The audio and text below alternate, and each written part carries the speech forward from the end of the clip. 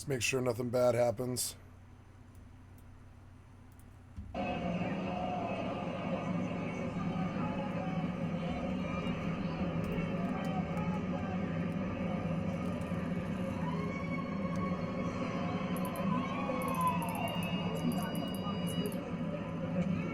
Warp drive active.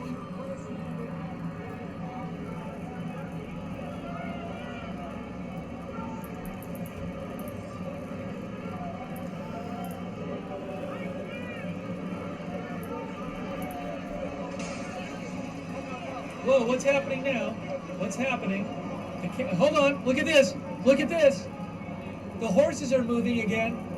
I think I see the horses. The horses are going in. Are they going to send the horses after people?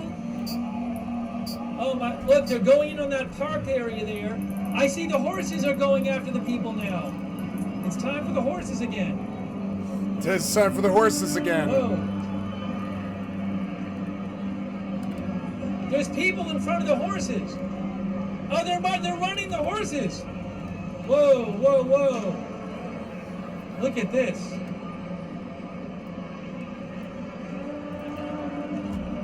Oh, there's little back and forth between the protesters and the horses.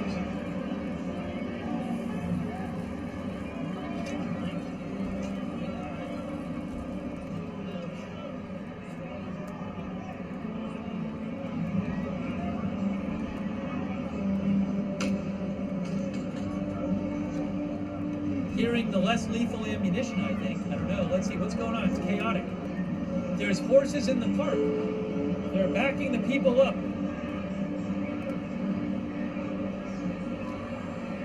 I had not seen that before today. It's scary. When those horses get close to the people like that.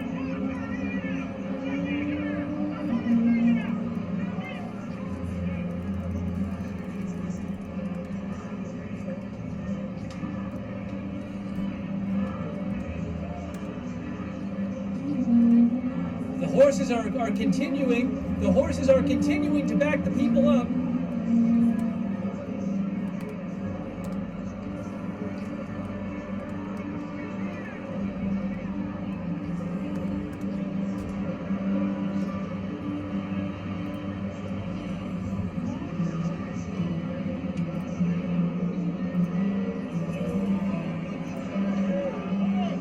They're going up the stairs.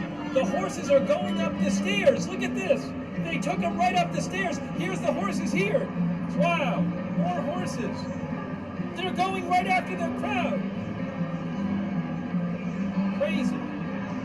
People taking pictures of the horses. Look at this.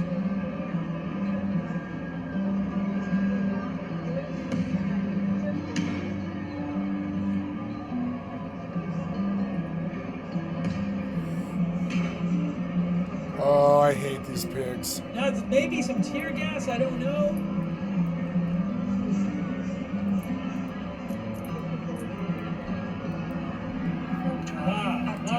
Wow. They're really clearing people out. They are clearing people out with horses and officers.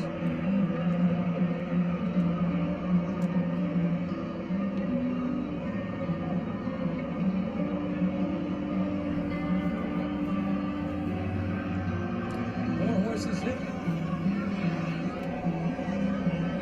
City Hall. Ben and Glitch thinks they wouldn't use tear gas with the horses. Maybe you're right. Still people there. Forming up, they're forming up. The police are forming up.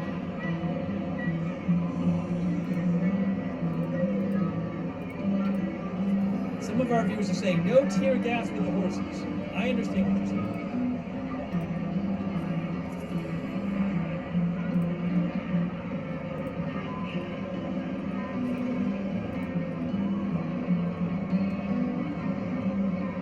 This is pretty wild.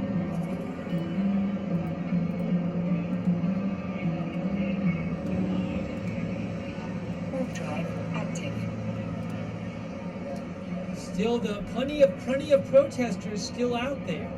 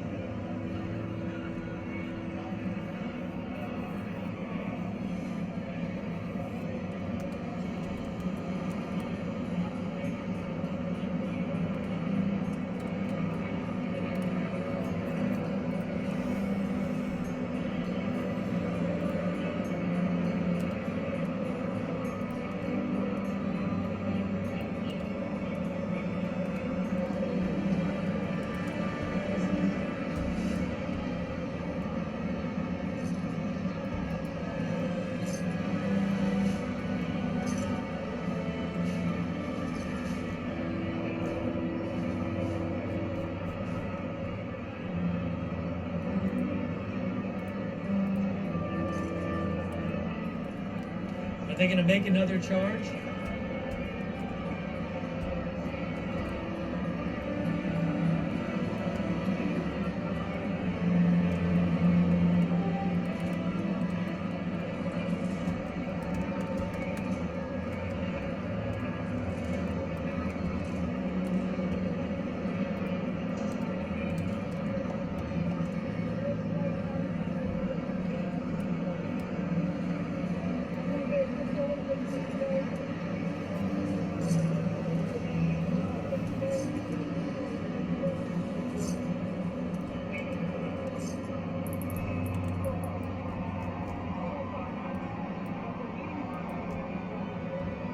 There's a horse right there. That horse is just kind of walking up.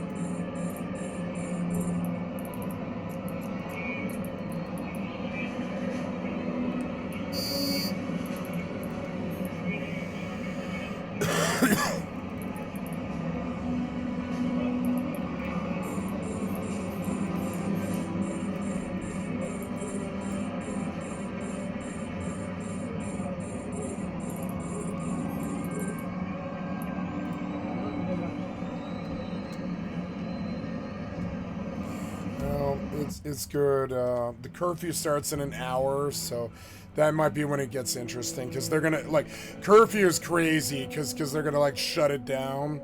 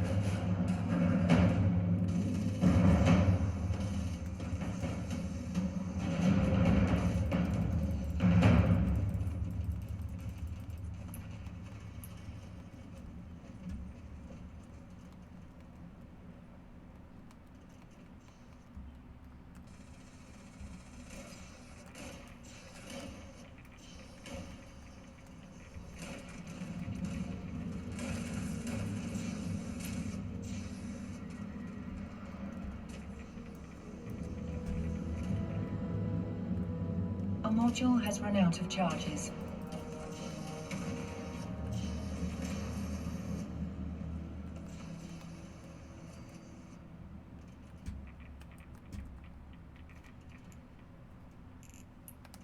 A module has run out of charges.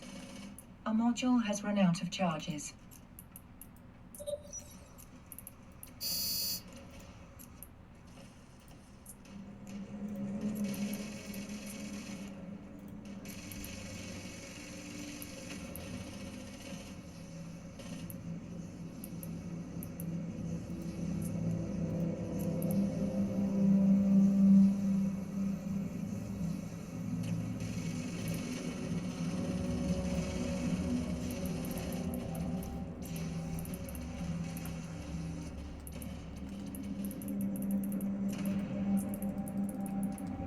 I finished this level 4. It's good.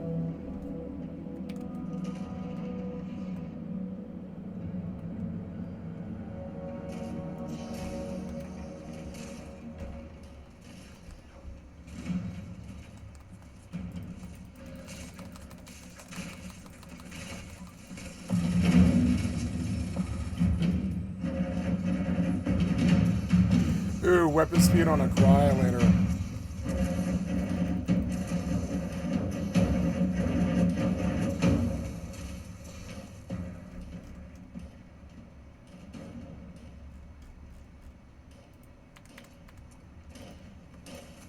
Oh, cool! It's like a frost thing. It requires its own ammo.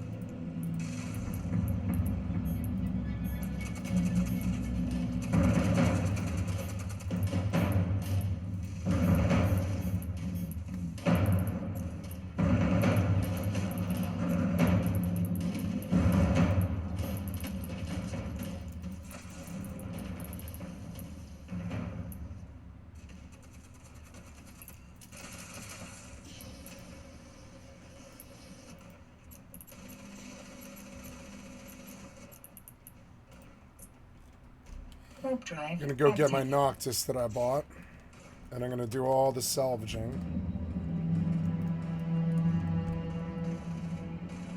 Here's this event. Mutated party pack, nice.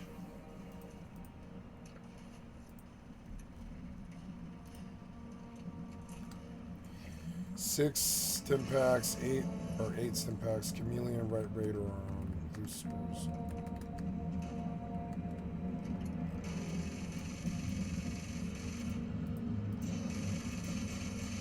Docking permission requested. Docking request accepted.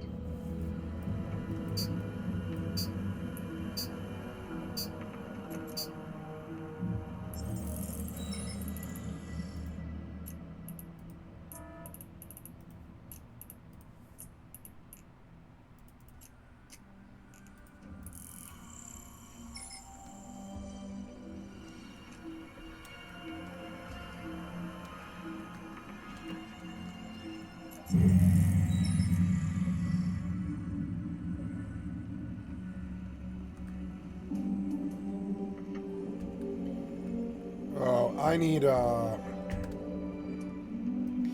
but I actually have to go to the mall.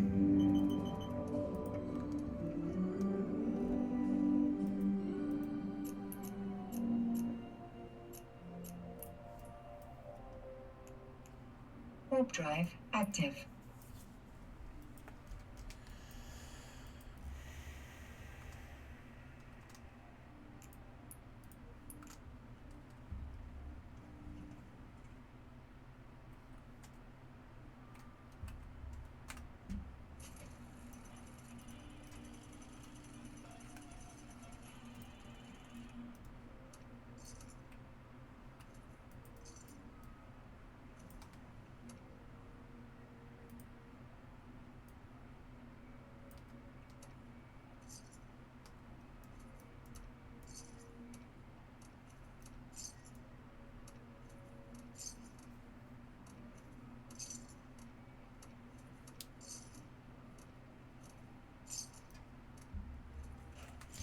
I think when I get to 3,000, I have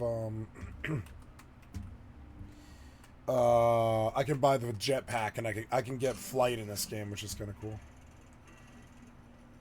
It takes cryo. I don't know if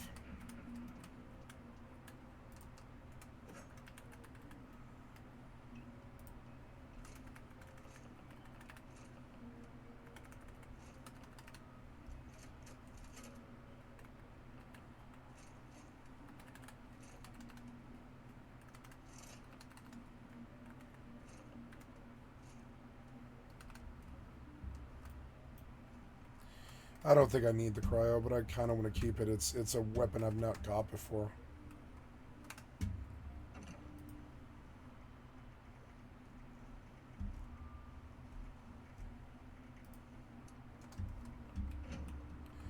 Hey, ramen thing.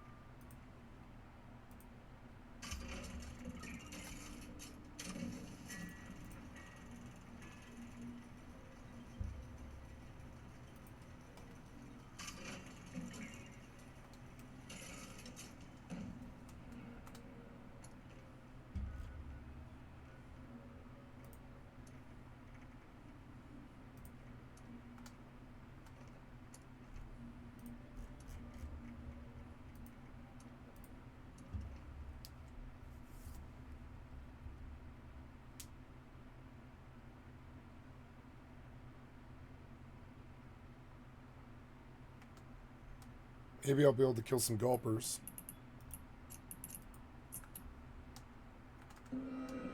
Warp drive active.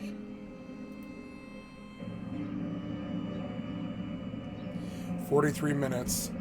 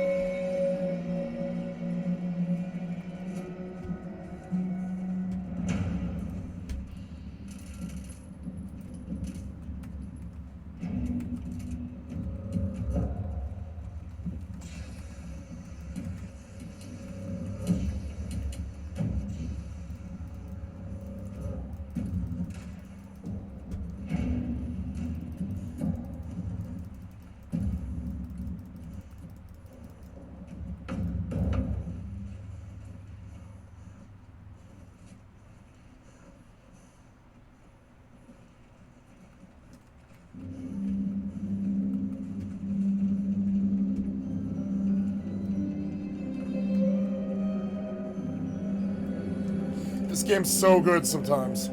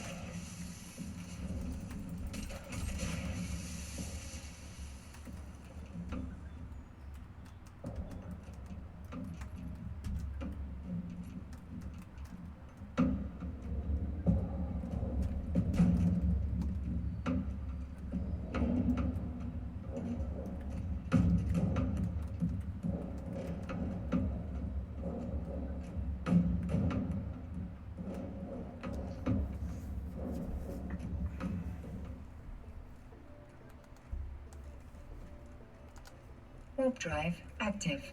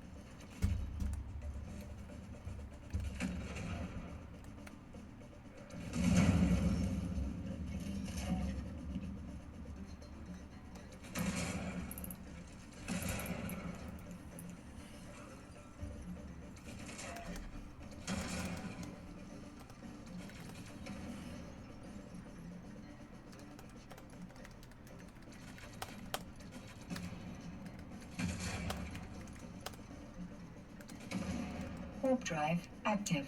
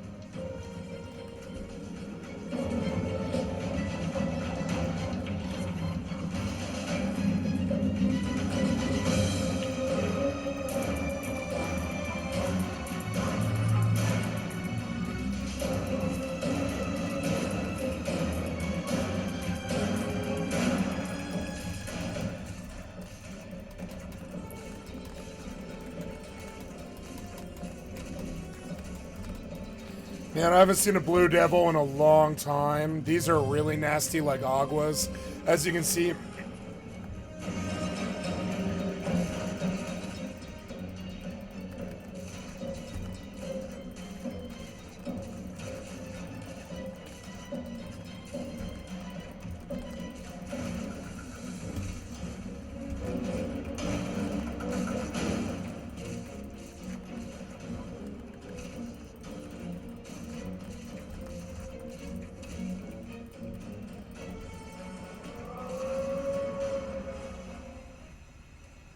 fear me.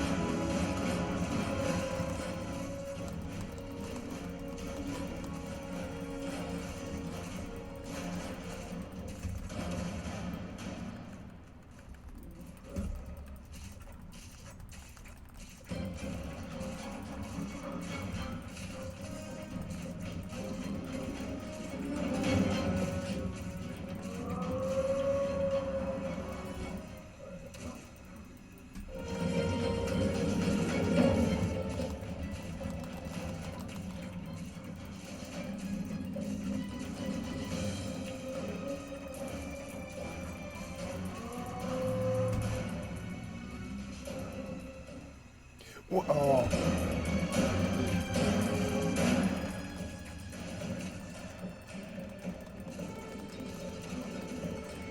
Oh, get up, get up, get up.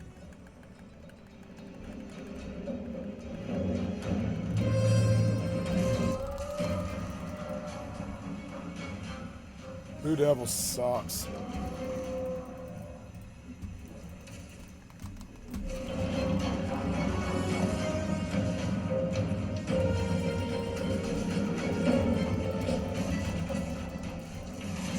Got him, bitch.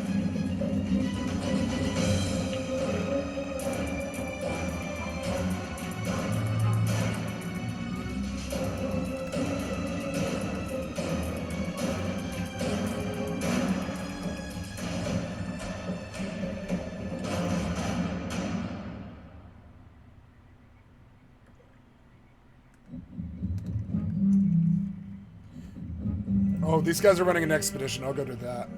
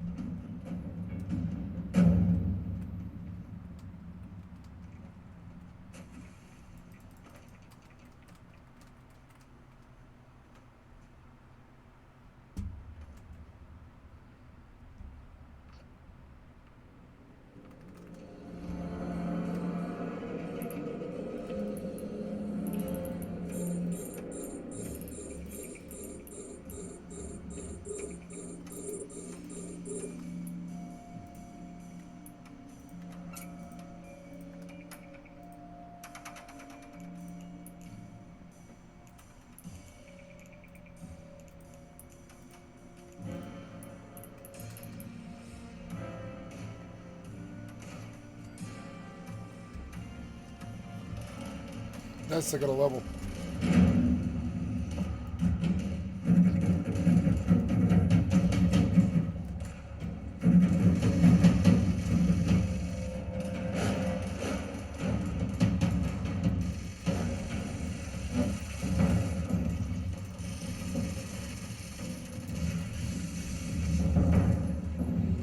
Look, the reload on this weapon is so fast now because of my perks.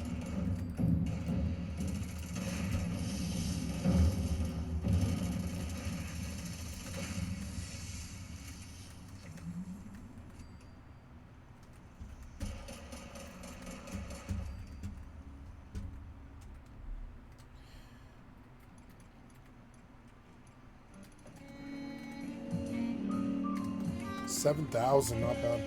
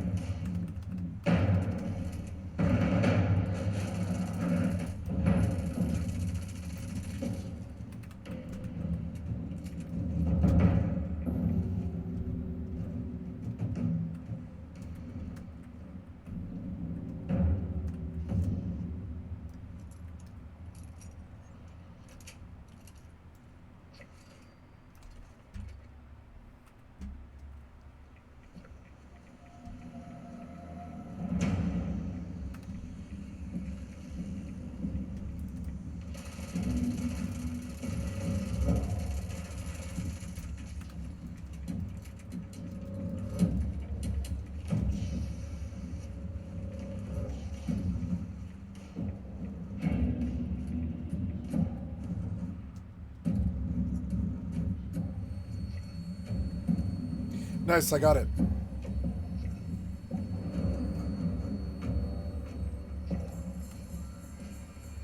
New plan Mimi worker outfit.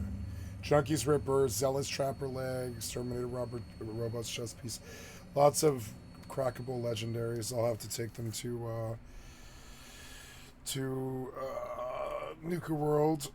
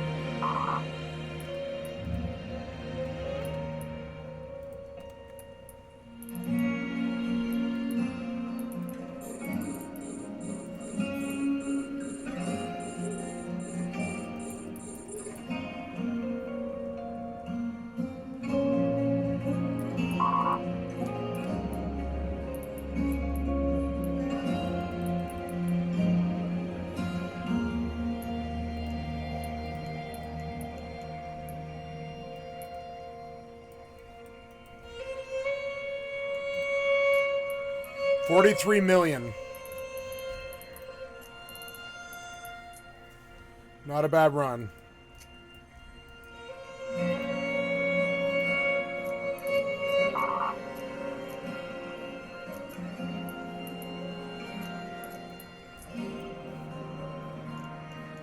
Warp drive active.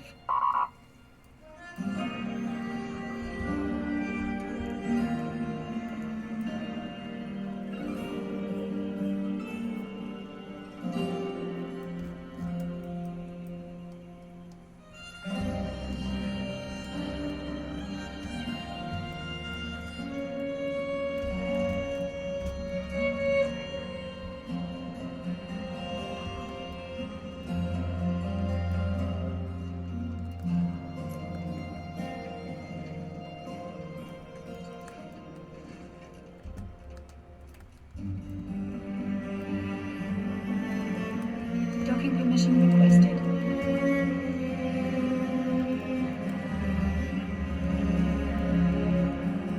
Docking request accepted.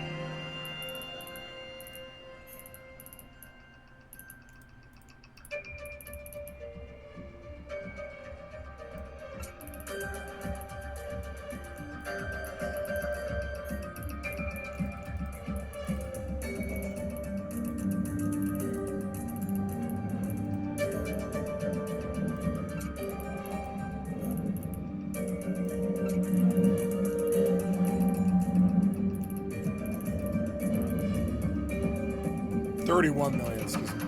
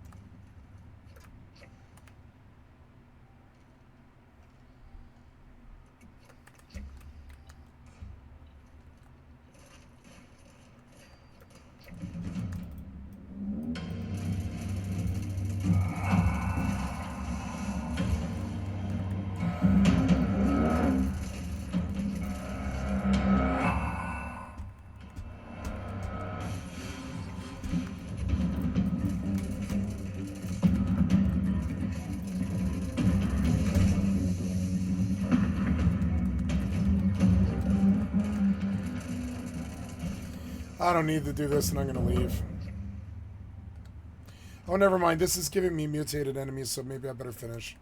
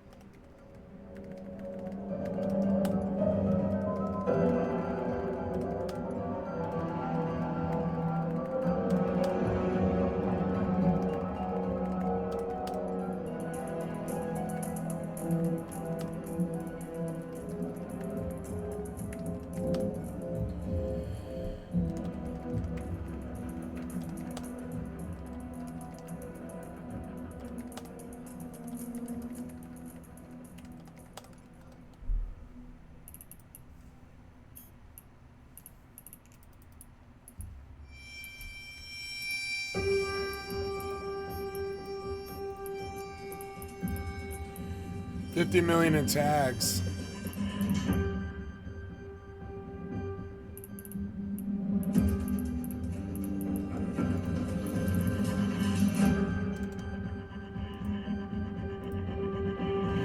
Ten minutes till the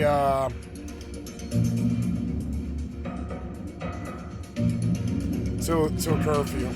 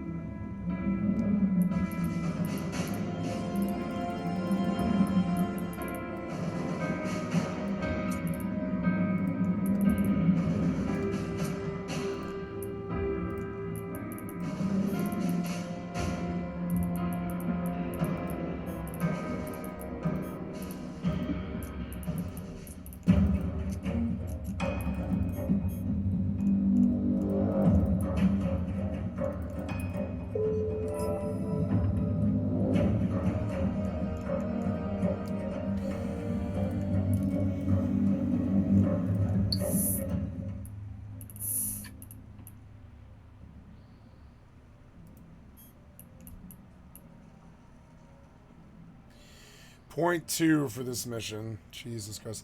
So every 5 missions is 1 point. Ugh.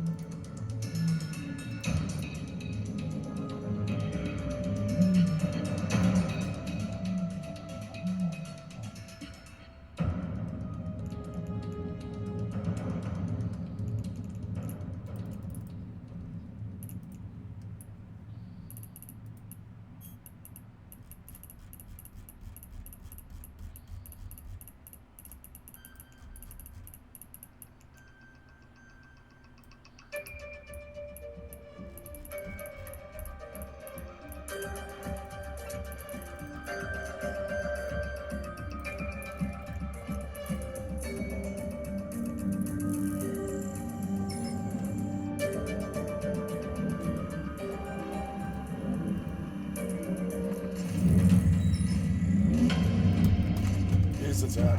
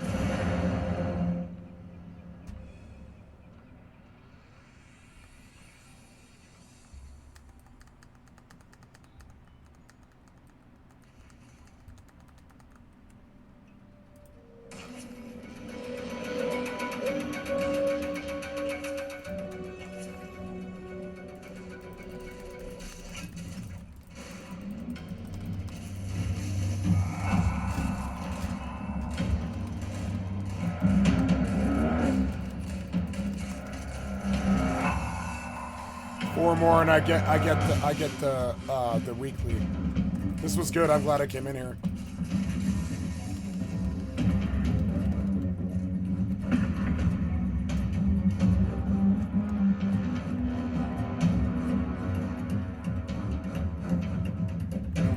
Oh, it's Scorchby Squeen.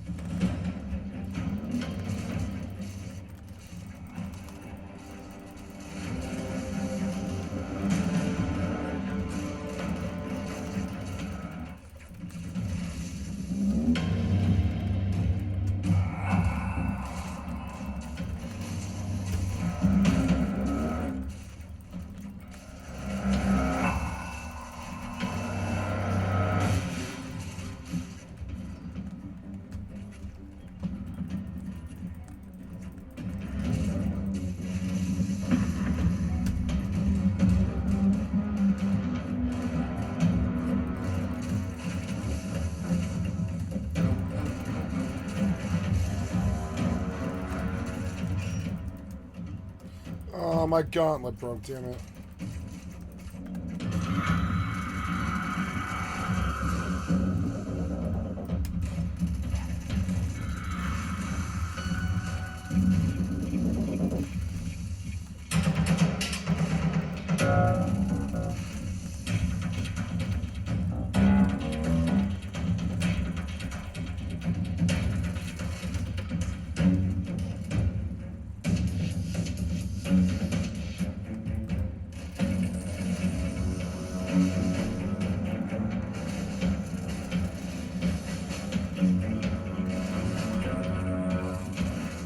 Oh.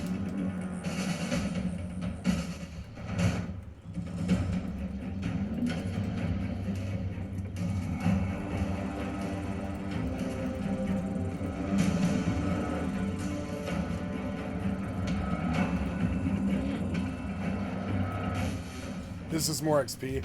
I got what I needed out of there. I don't want to fight forever.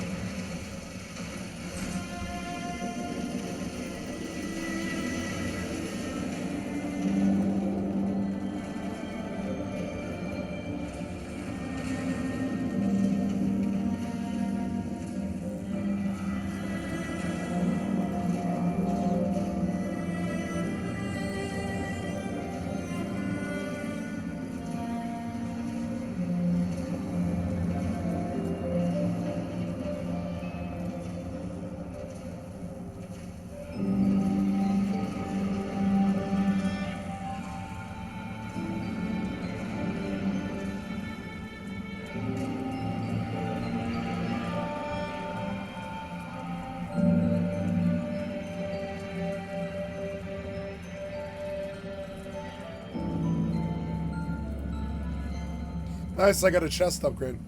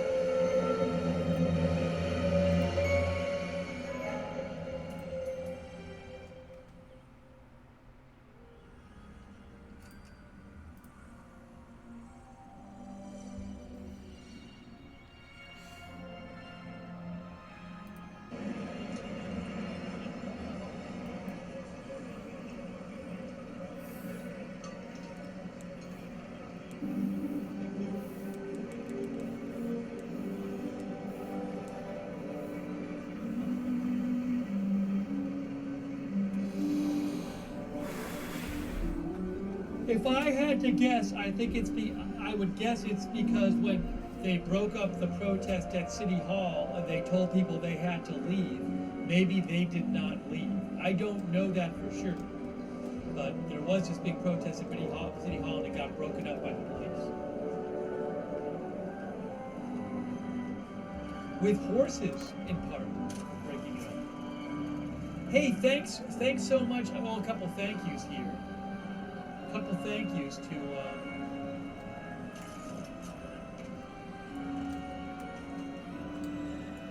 Thank you, Seize the Day. Beachy Keen. Song Channel of Songs. Song Channel of Songs, thank you. Now, what's happening here?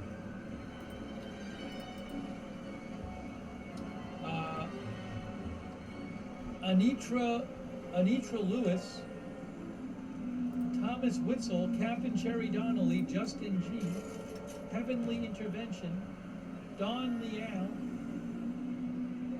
Brian Gill, John H, Flatulent Bill Lee,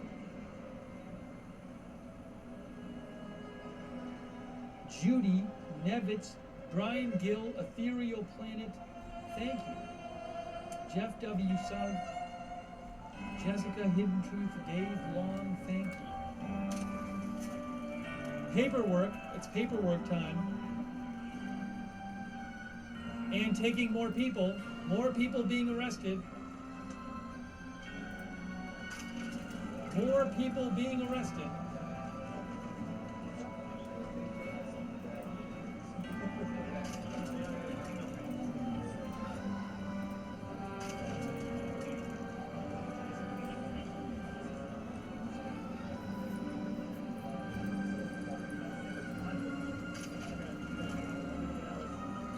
Someone asked if I covered the Israel election. The next Israel election is scheduled for October 2026. That's a ways away. I guess maybe it could be sooner, but I just looked it up.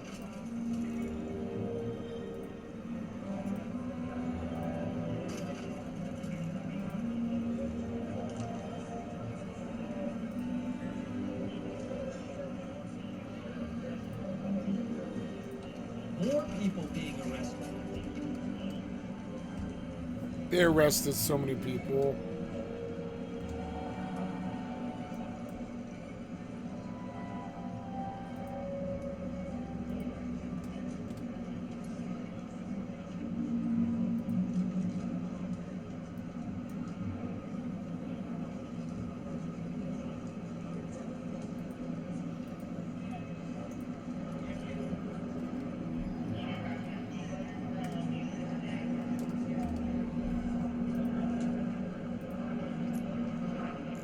Look at all the people waiting to be arrested, well, waiting to be put on the bus. Moving to Stargate. Wow. Warp drive Quick thank you active. to, quick thank you to CT Goldstacker and CT's dad, Tom Alley Brondy in California. Thank you, CT Goldstacker and Tom Alley Brondy. Thanks, Thomas Witzel. Thanks, I Love Trump. Thanks to Spike Strip 42. Slow mode is on. Thank you, Night Ranger.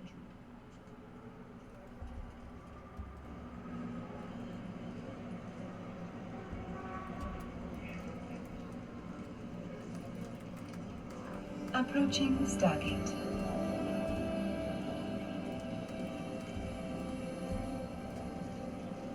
Probably dozens of people, no? Yeah. There's another person.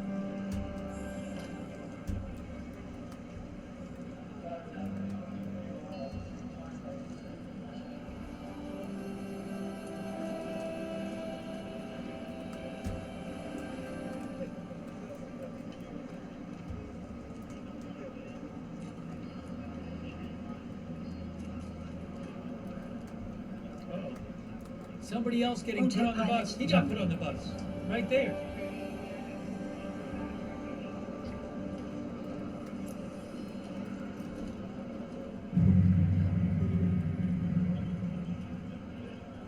Moving to Stargate. Warp drive active.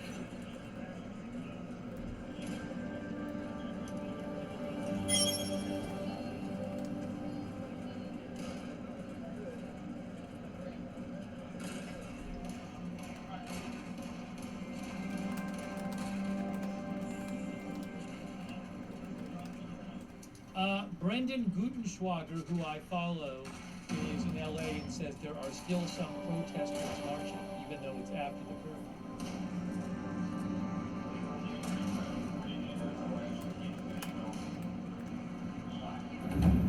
Approaching Stargate. More people in line waiting as they're being arrested. More of them. This is a lot.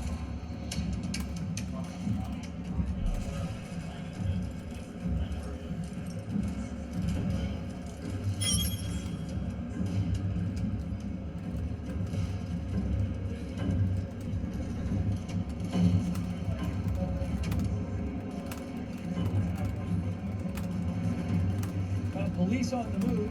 Some police going somewhere. Autopilot jumping.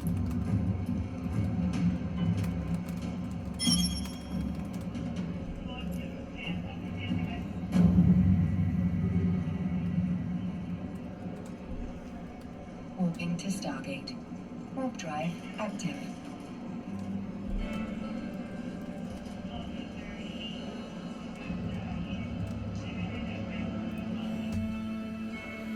Multiple people being arrested because of curfew. It's just depressing at this point. Oh, damn it.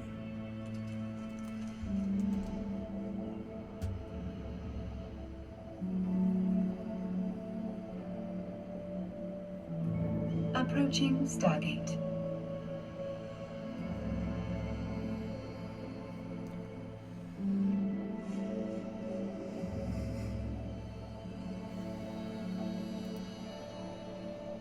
This video, I'm going to share with you a trip that I took to Tucson.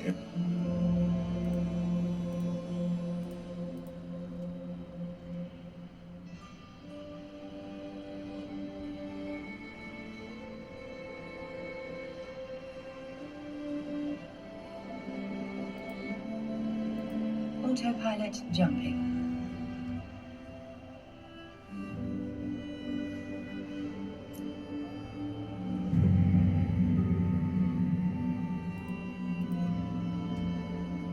Warping to station. Warp drive active.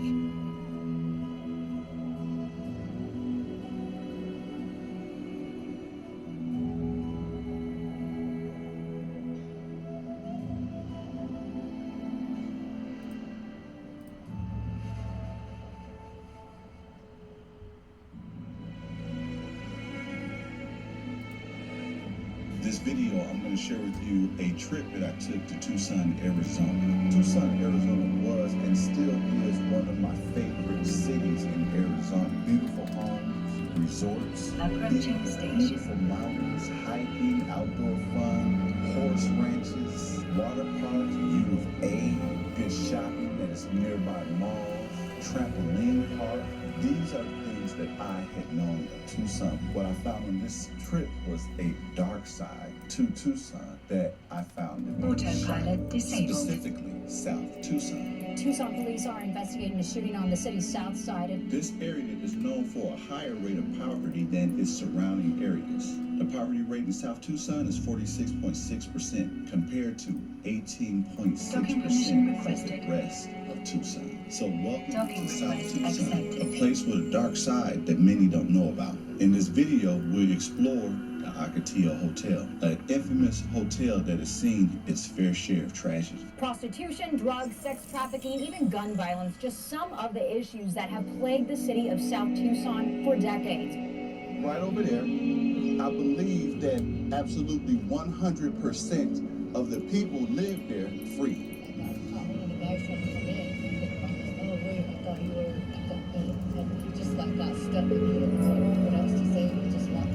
So this one is better than Pantano. No, this is worse. So when you gonna go back over there to Patano? I'm actually staying right here. She just kind of gave us a brief rundown. She said that she was at that was horrible.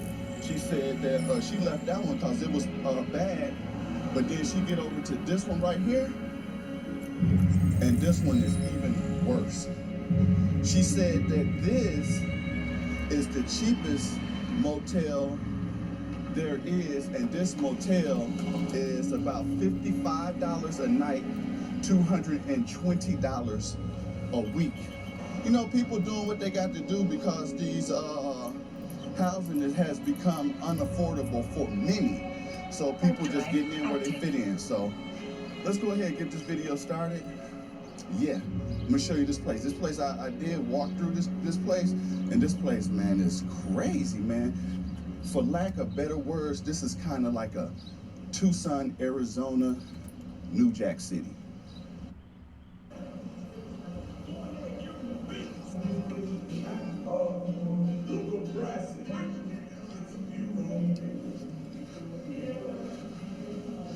This looks like it was once a,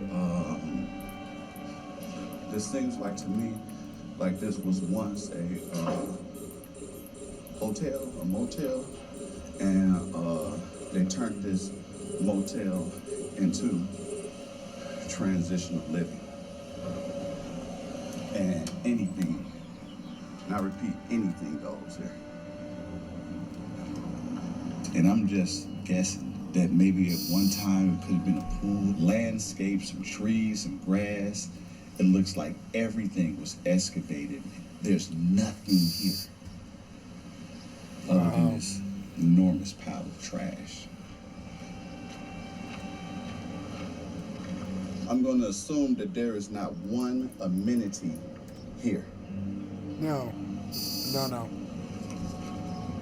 I thought I seen some stuff in Phoenix.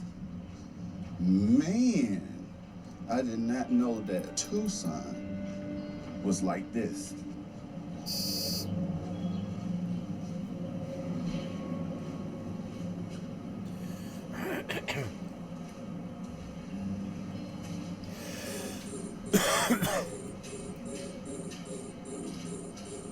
The halls are empty, but there are signs of life here. You can tell by the trash that this place is occupied. And behind each of these doors, you can hear the people inside. A lot of the people that reside here were very recently homeless. This is their first shelter, which attracts a lot of other homeless people. And as you see, there's not much monitoring that's going on. Keep whatever you do on the inside.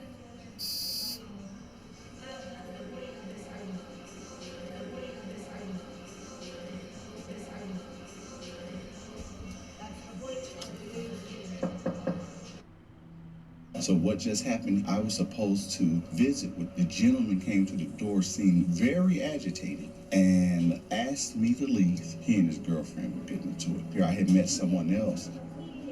Yeah, it's like high school over here. Like everybody knows your business. You don't want anybody to know stay out of everybody's way.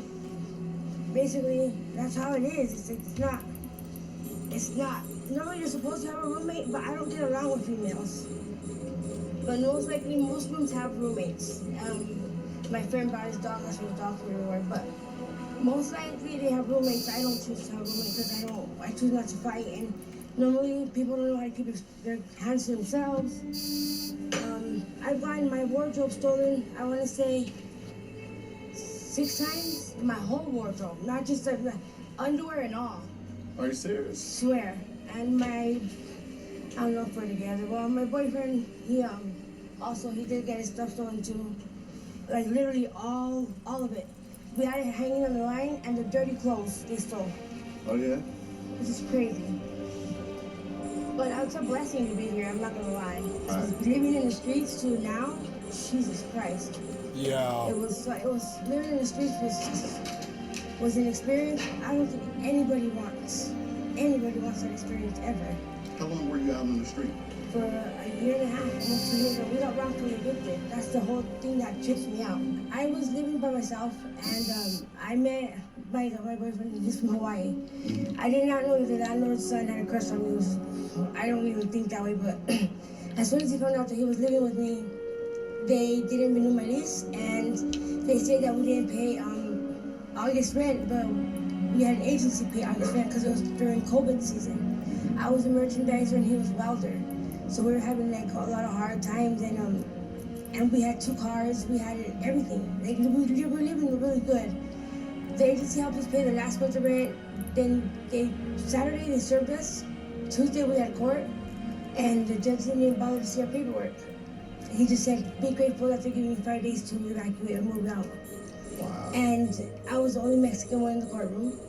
And I was stunned. I was shocked. I talked to my boyfriend at work, and he's like, are you serious? I go, we have 5 days. I was pregnant at the time, and we got evicted. And then because of his record of being a felon, my record of just getting evicted, there was nobody that was going to rent to us. I mean, we had money in the bank, and all our money went to application fees, to all this, and they would say yes on the phone, but he has tattoos on his face, so as soon as they saw his face, it was a no. And this was, what, 2 years ago? It was a year and a half ago. A year and a half ago. Yeah. And then you've been going through this ever since. How many kids do you have? I have 3, but I have 3, and they're grown. I have a 26-year-old that he has his own family. He had just had a baby. I have a 19-year-old that's in the service right now. He just went to boot camp, and I have an 18-year-old daughter that lives with her father right now. I was pregnant, and with all the stress and stuff, I lost the baby. Oh, did you? I'm sorry to hear that. It's okay. I mean, we all go through it, but yeah. Yeah. But after that, we became homeless, and it was staying with friends, and then his family from Hawaii would send us money. Yeah. And it was from hotel rooms to all this. It just became harder and harder. I lost my job because I didn't have stability. He lost his job for the same reason, because we were getting late to work. And then all of a sudden, we lost the cars, and it just progressed from there. And it's just been hard ever since. Yeah. And when we found out about this, it was just a blessing, because it's like... This looks like it's used to be a hotel. Yeah. Is that what this is? Yeah. From what I assume, one side of it is apartments, and this side is hotels. All I know is that we have to have a certain insurance to get in here, which is American Native. I'm Yankee, so my nationality is Yankee and Mexican. So I don't know. This is my spot for right now. How much do you pay here? I don't pay anything. It's absolutely so. It's everyone that's here pays absolutely zero. No money at all. It was breakfast and dinner. And they give you breakfast and dinner? And this is also a transitional living. Does everyone here have some type of substance abuse past? I did. I'm basically trying to stay away as much as possible. Living here is hard, but I'm trying my hardest. Yeah. That's all I can say for myself. But it's their own, you know what I'm saying? I can't point fingers, because I'd be pointing 3 at my own. So this is all that you're getting right here. I see that this is your bathroom. How do they keep it? I mean, is it nice and... They have some problems with some of the rooms that are with plumbing and stuff like that, but my room hasn't had any, thank God. They just moved me too, so... Active. But I basically, like, I brought my own comforter and stuff just to make it feel more like home. How long did you have to wait to get in here? Not long. As soon as they told us about the program, which I think it was the next day we were in, I haven't heard about a lot of people getting kicked out, but if they would get kicked out, it's either probably for drug use in the room or fighting, or I don't know. Yeah. Those are my assumptions. How long have you been here now? Since the beginning of the program, since February 13th. Stargate. This is all brand new. Yeah. This is a brand new program. I heard about it being, it's a grant, I'm assuming, so I'm taking full advantage of it. As much as I know that you're supposed to be here for 90 days, and then they transition you to a house, and then you get roommates there, and then from there you work, I guess, to make yourself like a better person for society, or whatever I would call it. But So this is basically a program to help you get back on your feet. You working it that way? I'm trying my hardest to. Yeah. So yeah. All right. Well, I really appreciate you showing us the place. Sorry about this. It's all good. You know, this was impromptu. So again, I appreciate you showing us your place and telling us about the program. You're welcome. So we are rooting for you. Hoping that you get it together and get back on track. I know it could be devastating to have life one way, and you are doing the right thing, and then one thing could happen, or 2 things, or the wrong things happen simultaneously, and this could happen to anyone. And you wonder why it happened to you, but life knocks you down. Just get up and keep going. Yeah. All right. But thank you. You're welcome. Good luck to you, okay? Thank you so much. But it is true. I mean, it's hard everywhere. Yeah. Sometimes it is. Because people Yeah. Approaching Stargate. soon, so that's what I'm working for. Okay. Do you are you working or anything now? I'm trying to find a job right now. I've been applying at a lot of places because of my felony. It's kind of hard. What you got a felony for?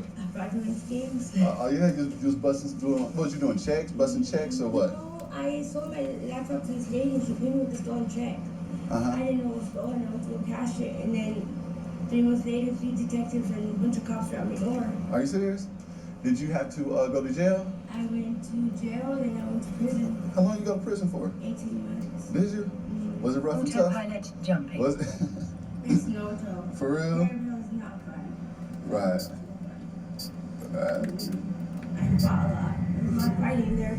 A lot of it too. So, yeah. How long you been out for? Going on to 4 start. years now. Oh yeah? Yeah, I met my boyfriend. He was out for 4 days, and I met him, and then we got together, and I've helped him stay out for 3 years now. And so we've both been. Been kind of a support for each other. Yeah, sometimes I want to kill him, but yeah. I know how that is. It's hard here because there's a lot of females, so Yeah. it's really hard to have a relationship here. They call me Trouble. Trouble? Are you serious? You have to change your name. You can't be called Trouble. All right? Because it's just bad energy. You know, it's just gonna bring it. You know what I'm saying? They said that's what they told me, so I should. Or it's Super Susie, one of the two. Yeah. There you go, Super Susie. I like that, Super Susie. Brand new program, and this program seems like it can work for some, but as with all things, It worked for me. I mean, it has power. She has power. That's good enough. If you've got power and water, if there's like a bathroom, it's a matter it can save your life. of how you Autopilot work the jumping. program. If you work it, if you use it for positive and not for negative. I'm gonna go ahead and wrap up this vlog, guys, of South Tucson. I'm headed back over there to my car, man. I'm hoping that joint's still there. Moving to station. Please be Warp there. drive active. Anyway, guys, let's go ahead and wrap this up. This your man, Big Super. Over now. Thanks for hanging with me today. Big Super, it was good. Big Super living in Arizona, it was good. It was helpful. It begins. American seniors are being thrown something or another. What's this? What do you do if the apartment complex that you're living gets bought out? More than likely, they're going to raise the rent. What if apartment complex gets bought out and you're a senior living on a fixed income? That's exactly what happened to this lady that we're getting ready to meet. I did a video with her about 2 years ago. She found this place to rent. They call it apartments, but it's a motel that was converted into apartments. They allow her to rent an apartment. She's been living here for the last 2-3 years. After going through all that she's gone through, the place got bought out again. And what do you think that they're doing? Docking permission requested. Docking request accepted. I'm fine. Autopilot disabled. Waypoint I'm reached. doing fine. How are you? Sandy. Come on in. Yeah, I got my caregiver here. She's in the bathroom right now. Yeah, I had a pacemaker put in. Did you? Yeah. When did this happen? Oh, 2 years ago. I just seen you like a couple weeks ago, it seemed like. It's been a year. Was it a year Yeah. that I came over? Somebody had sent me some money for you. Oh, yeah, because Pumpkin passed away. Yep. Oh, broke my heart. I still miss her so much. Okay, what the heck is going on? Right here, this will show you. Notice hereby. And they're saying unauthorized occupant, which are referring to convenience. It's gonna depress me. I'm just gonna move on. Okay, what up, friendos? Welcome back. Finally, Thank you, Kira, after for the what feels like years content of for hearing stream. I'd about like to sub to your channel. Odyssey and going through the waves of what we usually do with MMORPGs, which is, oh, looks cool, oh, mobile, oh, Korean, oh, pay to win, oh, this and that. We finally got gameplay. 17 minutes gameplay walkthrough, and I'm gonna expect this is real gameplay and not, you know, the day before gameplay or something like that. But it's nice to see, because obviously we're going to be playing this in the next couple of weeks, hopefully, fingers crossed. And hopefully this is going to be an MMO we can have some fun with. Whether that fun's going to be a week, 2 weeks, 1 year, 2 years, who knows? I'm of the opinion, and for some reason people seem to get offended by this opinion, and that is, I go into it expecting nothing, and if it's cool and I can play for a couple of weeks, awesome, and if not, then whatever, move on with my life, no skin off my nose, go back to doing what I was doing. Some people take offense to that because, oh, MMOs are not supposed to be enjoyed for just a few weeks. But realistically, with how the genre is and how it's been for the last sort of decade or so, getting a couple of weeks of enjoyment from a new game and then going back to what I enjoyed previously. Yeah, that's not that bad. Basically, how I've been treating the genre for a while, because nothing's really took my fancy. Nothing's really good in recent years. So yeah, like nothing's taken my fancy in recent years except for like New World. That's it. Like or I don't know. If we look at the list, oh god, I don't know. Nothing's been amazing. I like Starfield. Starfield jumped out at me. Oh, I have enough Mystic Doubloons to buy stuff. I guess I should upgrade.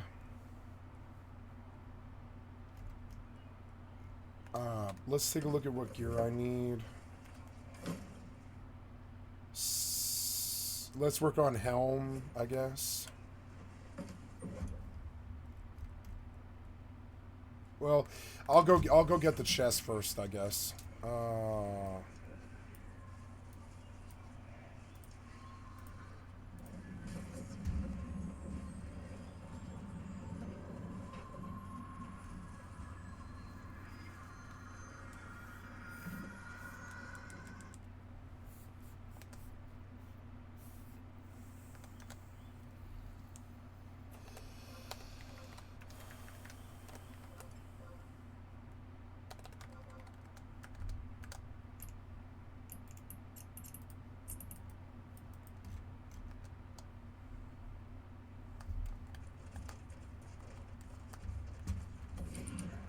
Looks so much better in low FOV.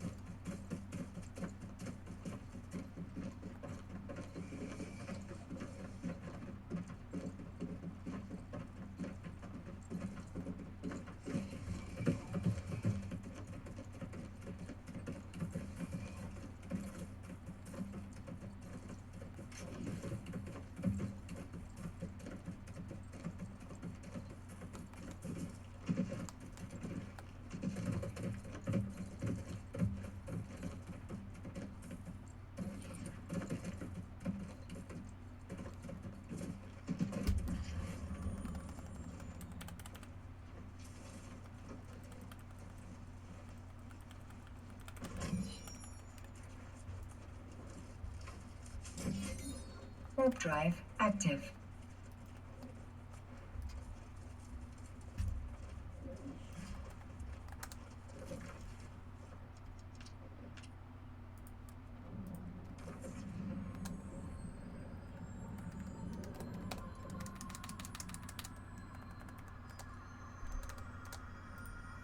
All that being said, let's take a look.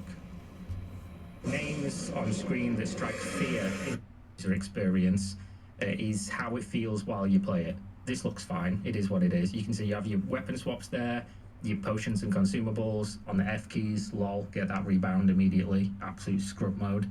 Whatever this is, and then your buttons 1 through 4, and then there's 4 other buttons here, which I assume are your abilities from your other weapon, because this is a weapon swap using 2 weapons at a time, and some kind of like ultimate ability maybe here. You got your stamina, health, and whatever that is. To prevail, you must coordinate with your allies and unravel the intricate mechanics of play. Dungeons in Satera offer more than just combat. You'll also encounter puzzle-driven mechanics that must be solved collectively. Beyond mere strength, your success Oh wow, this game's dark, bro. Holy shit. depends on party synergy and quick wit. Oh my Each god. dungeon features distinct Like a themes and fucking horror environments, game. teeming with monsters and formidable bosses. As you claim rewards and progress, even greater dungeons await on the path ahead.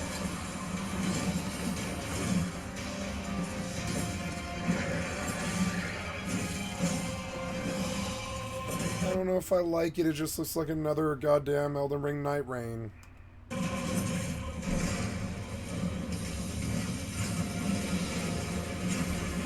seen quite a few people get quite, I guess, agitated by the fact that it looks like the combat's quite slow. But this looks really good. I don't see the problem personally. It just looks really... From this appearance, I've seen people say, oh, it looks very animation locked and blah, blah, blah, but if the combat's done well enough, stuff like that doesn't really matter. I mean, look at Dark Souls and things. Those are fun games to play, fun games to control.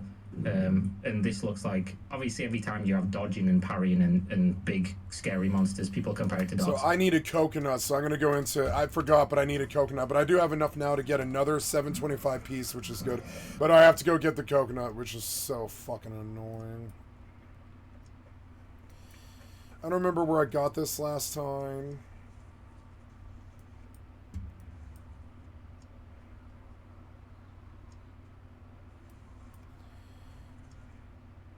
I think I'll hang around Pierre Bridge because it's like easy to get to, and if I die, I die.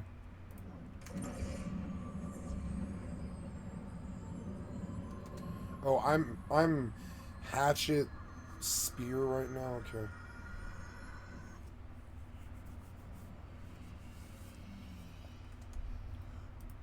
Souls. But you can see this is kind of what they're aiming for, but in obviously an MMO setting. access and forbidden rituals to fallen settlements. I absolutely love the aesthetic of this game and just I don't love the aesthetic of this game at all. World vibe and everything. It looks it's like another right-wing hellhole of like zombies and stuff, and I don't know. Those fear across entire It settlements doesn't speak to me. as villagers are abducted and I like the offered as numbers. sacrifice. In the face of despair, you must rise as their beacon of hope. Some quests offer a deeply personal journey, while others require a party to confront powerful foes. With clear objectives. Okay, so and I'm definitely not playing the Ranger. The Ranger, compared to the whatever that was, jumping around, attacking things, that looked really fun and cool. The Ranger, not so much. We'll see, I guess, but each quest immerses you in a rich world. this doesn't look as fun. Why is that guy not aiming? Why is he not aiming it at the head? I don't think this looks as good as New World.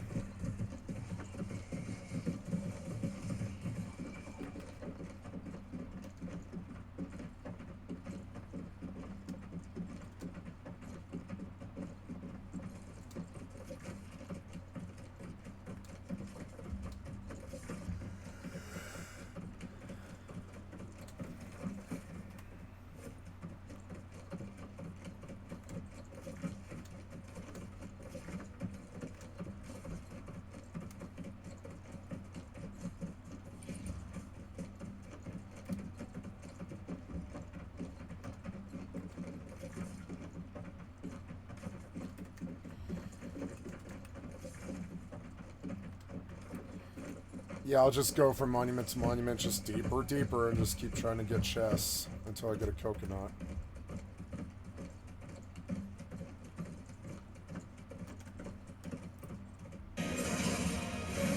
I don't think this game... It looks like a good game. I'm also going to guess that my assumption, double assumption, my assumption that it's not going to be a game that has really in-depth party mechanics at the end game and like dungeons and raids is true, because it doesn't look like anybody's healing here. So you'll encounter the world of... It's very much like I thought it was going to be, which is everyone's responsible for themselves, which means everything's going to be soloable. They've already said that's the case, but I don't know, man. As somebody that's played a lot of WoW and has played a lot of MMOs in general, when you have a game that doesn't really stick to Trinity, it makes like PvE group content kind of difficult to do, because if everyone's responsible for themselves, they're there, but they're not really... You're not helping each other unless there's mechanics to help each other, like, oh, somebody's been trapped, get them out of a trap. Oh, there's, something, you have to all go stand on a plate to activate something or whatever, traditional sort of co-op party mechanics. But in general, I'm gonna have to play it and see in terms of how the endgame PvE feels in a group. Because if you can do everything solo and just dodge and parry everything, it doesn't feel as. I love the new for me, FOV. at least. Of Cetera and Like on a real character. It's so fun. Because I mean, there's like 2 melee classes here, and the guy with a sword and shield with presumably taunts and stuff. The world around you shifts dramatically. Nobody's healing. You must stay alert to conquer any threats that may arise. Come on, Within these portals Coconut. lie valuable items to further your progression. Test your resolve as you head into the unknown. Oh. Yeah, they're not beating the New World allegations. It just, even the gathering and everything just looks like you played New World. The PvE thing isn't like a deal breaker because realistically, if the combat's fun enough and the world's cool enough, then it's quite easy to overlook things like that. Because I mean, New World was the same early on, and I had no problem with New World, other than the that have long coexist vast majority of the game was utter dog shit. roam throughout the land. But not all are foes. Some act as protectors, while others pose a threat to mankind. As a proud sentinel of Cetera, it is your duty to You know what it stand kind of against reminds me of, encroaching this game in darkness. general? It kind of reminds me of, from the footage that I saw, Dragon's Dogma Online. Or, Yeah. yeah, I mean it kind of looks like Dragon's Dogma Online, which unfortunately never came to the West, but that's what it reminds me of. Field Boss content features large-scale battles that require coordinated efforts. To defeat these powerful foes, you must exploit their weak points, break their parts, and even melt the boss itself to shift the tide of battle. I think I want to go back. Yeah, I think I'm going to go back and I'm going to put the salvage drones away because they're worthless. Shapes Probe the drive outcome of battle. active.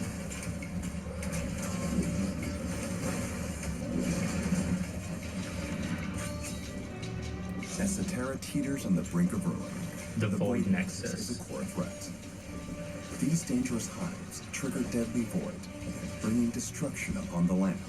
So this is kind of like the Their corruption will lead to Cetera's corrupt obelisk things in New World, I guess. Track down the nexuses and purge them before it's too late. Monsters Even kind of continue looks spawn similar, in the to be void honest. with each phase cleared. No matter how ferocious the onslaught, you must stay Docking focused permission to requested. prevail. Docking request Only by accepted. eliminating all monsters and destroying the Nexus core. I mean, he's not even taking that much damage, bro. If you look at the health bar of the guy when he was just getting hit by that huge NPC that's doing, like, the craziest wind-up ever, looks like he's gonna one-punch man him. He was taking, like, 1/10 of his health per time, which just goes to show it's not a game designed for, like, you know, healer play and stuff. To Cetera.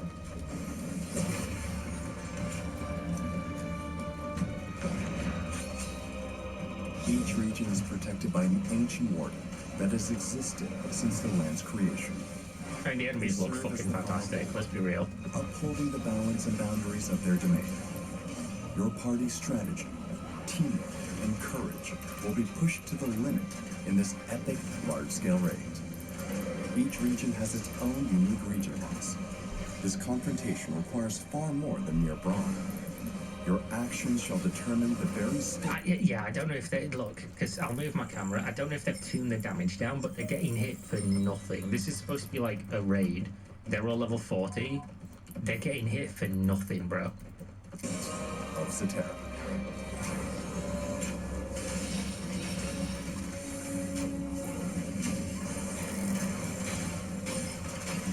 Like 60, and he's got 4.5k health. Cetera I is a know, right? vast open world. That where looks really exploration cool. knows no bounds. Many unexpected encounters await your journey. You may come across unique Nemo. monsters with abnormal attack patterns, Nemo. sparking your curiosity and providing a chance to bolster your combat abilities. Probe drive active. It's the alien ship. Yeah, it's very obvious that the inspiration is, you know, like Alien, Prometheus type stuff.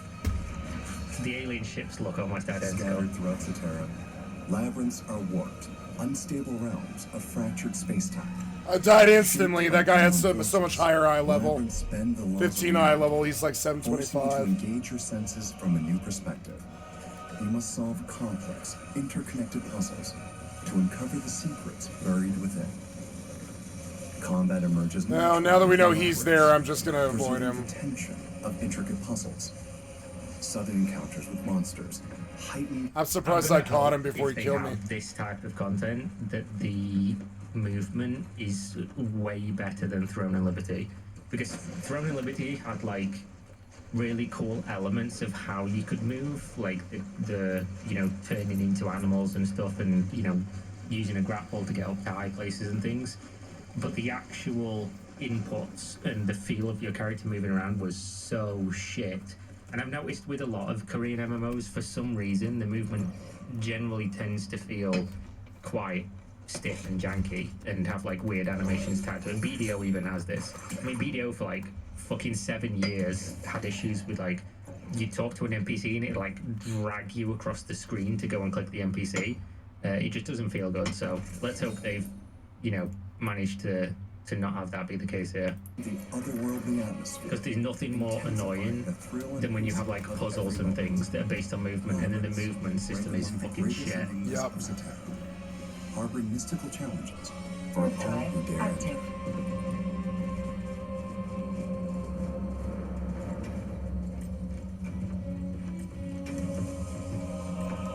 I don't think I'm gonna buy this game. Which is weird, I usually do play MMOs, but this game doesn't look that good to me. Like Throne and Liberty. Yeah. If it's free, I'll play it. I mean, the movement looks pretty cool. Like, it looks pretty good.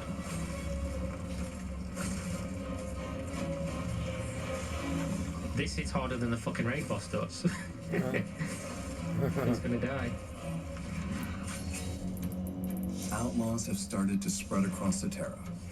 Take on bounty missions to track and eliminate these outlaws.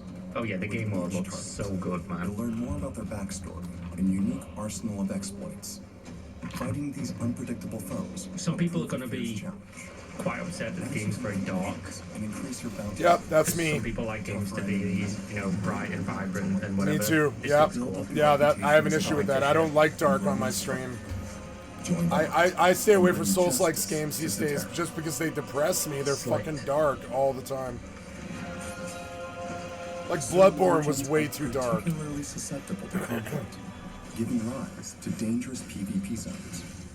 In these areas, like he's hardly hurting it. Oh, he did it, yeah. As you choose, draw your weapon and fight to the death. Safe zones still exist, but take heed once you cross the line. Danger can strike at any moment. In PvP zones, monsters aren't your only enemy. It's up to you to decide who's friend or foe.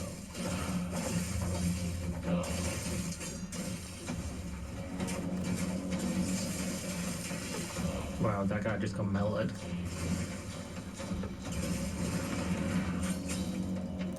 Throughout your journey, you will encounter unexpected events such as monster attacks, shifting environments. So we can tell already Why that is they've it got having like, me go I don't know through what it's 10 called because I'm not a gates? game developer, but that weird like culling system of when something is like outside of your immediate like very close range, they have the frame rates of like their movements and animations all limited to very low. So stuff kind of looks like it's really out of place,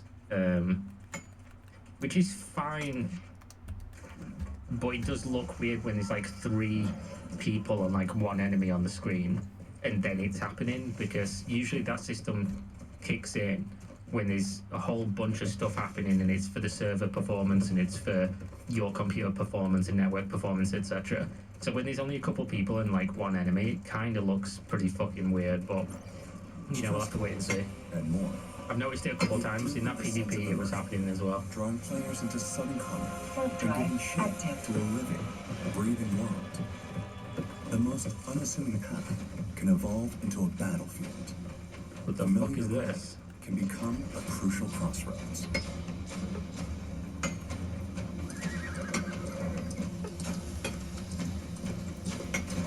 It just looks really cool. Looks In Cetera, kind of you will weird. come Looks cool. across a But range of trials to challenge your resolve, insight, and combat skills. These immersive labyrinths are filled with puzzles and various mechanics, offering countless opportunities to put your wits to the test. Similar to roguelikes, trials feature shifting conditions that demand creativity and adaptation. The choice is yours to take a risk for greater reward or play it safe. Each decision shapes a run that's uniquely your own. Trials are a prime testing ground, pushing you to grow, adapt, and forge your path ahead.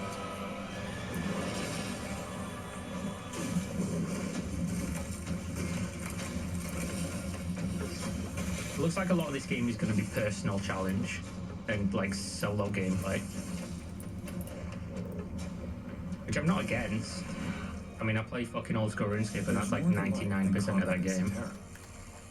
Its vast lands are rich with Fishing. plants, ores, and monsters, scattered across a timeline that stretches from ancient eras to the distant future.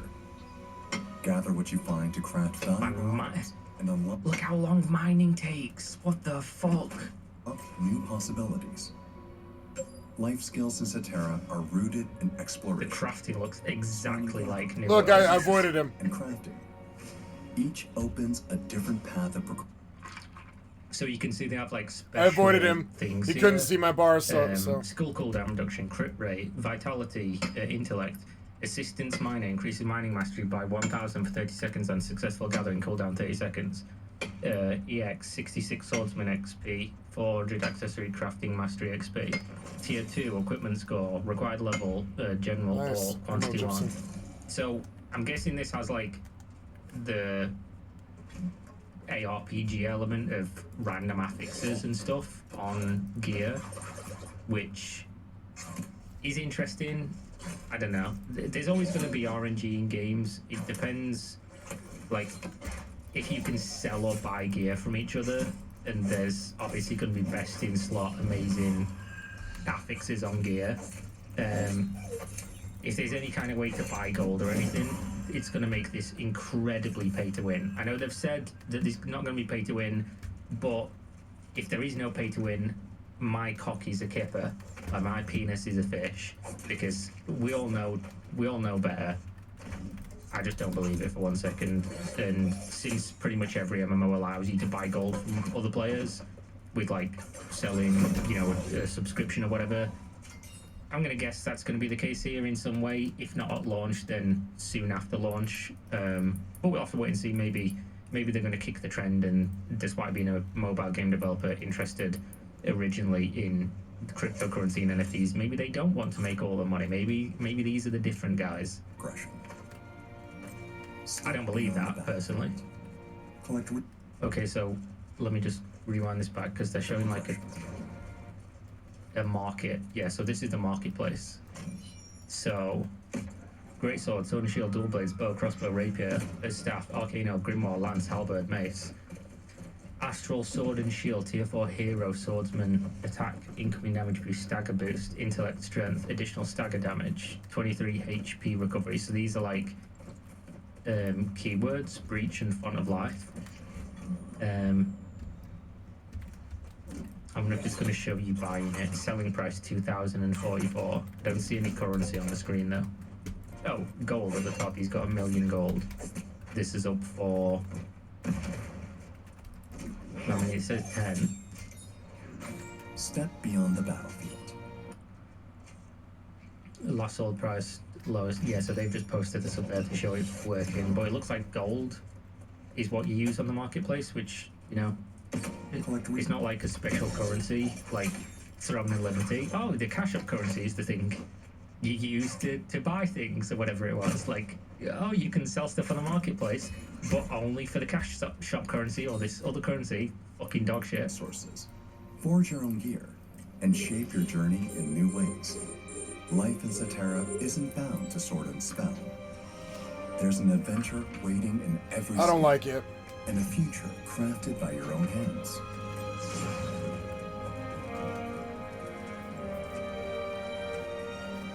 Like, it looks fine, and the music sounds good.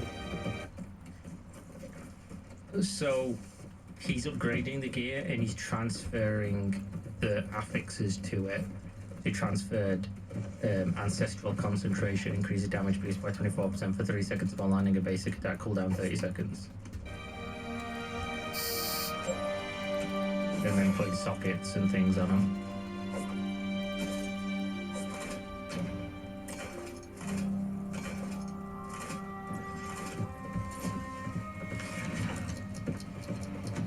The Chronotector is a powerful artifact capable of Goddamn manipulating tree! time and space.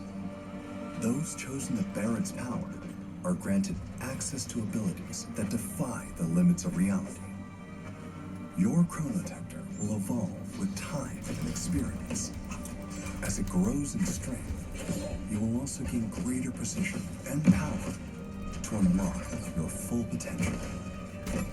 Only those who wield a Chronotector can command time That's and really space. cool.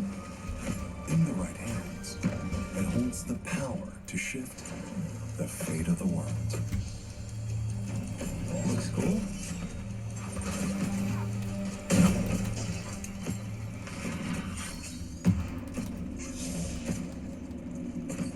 The Chrono Gate. Oh shit.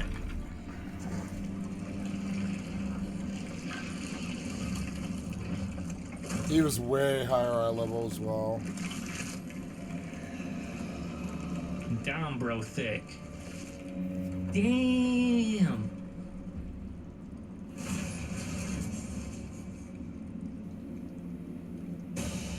Chrono Gates are at the core of Cetera, holding the secrets of time itself. Within, you'll come face to face with overwhelming odds as you take on punishing, fast-paced boss encounters. Every strike, every dodge demands sharp timing and precision, delivering a hardcore combat experience of depth and skill. Enemies you defeat don't simply perish. With the power of the Chronotector, you can capture their souls and summon them as specters in battle. The stronger the foe, the greater the power you wield. Taste the thrill of battle in Cetera as you challenge. I don't think so. I think it's all just New World clones that aren't as good as New World, and it's weird. It's like New World is just like, I don't know.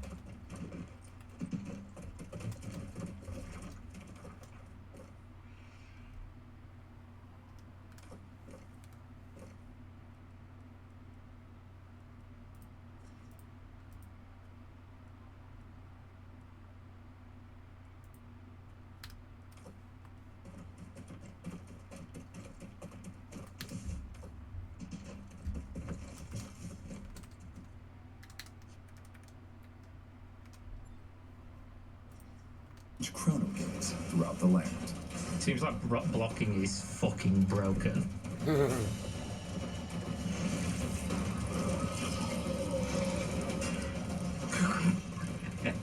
Just as I said it, yeah, it seems like blocking is fucking imbalanced.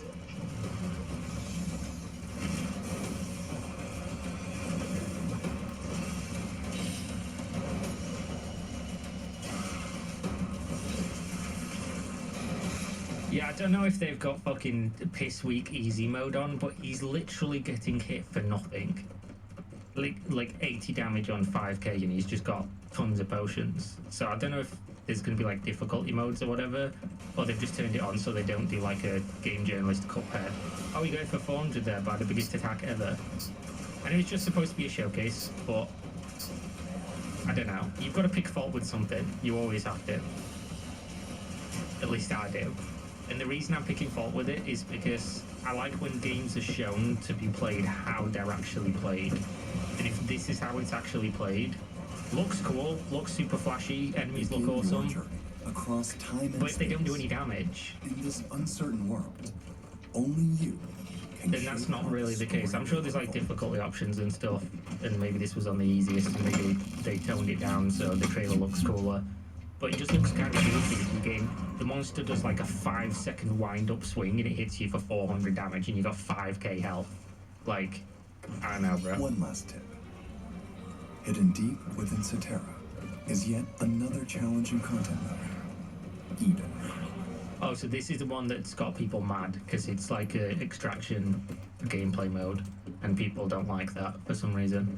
Even though you don't have to do it, it's just an optional thing, I'm pretty sure. Though anchored to land, Eden exists beyond all timelines, beholden to neither past, present, nor future. Here, you'll descend into an abyss of endless dungeons, each one a nightmare without end. Eden is home to powerful bosses, forgotten by the rivers of time. You must face these overwhelming forces, either alone or with allies, and claim the rewards needed to thwart the void. However, these treasures are no Oh, fuck off. What is this? I mean, I understand why they've done it, but man, that looting system ain't it. needed to thwart the void. However, So typically I'm like a long-term veteran of like old school sandbox full loot PvP games.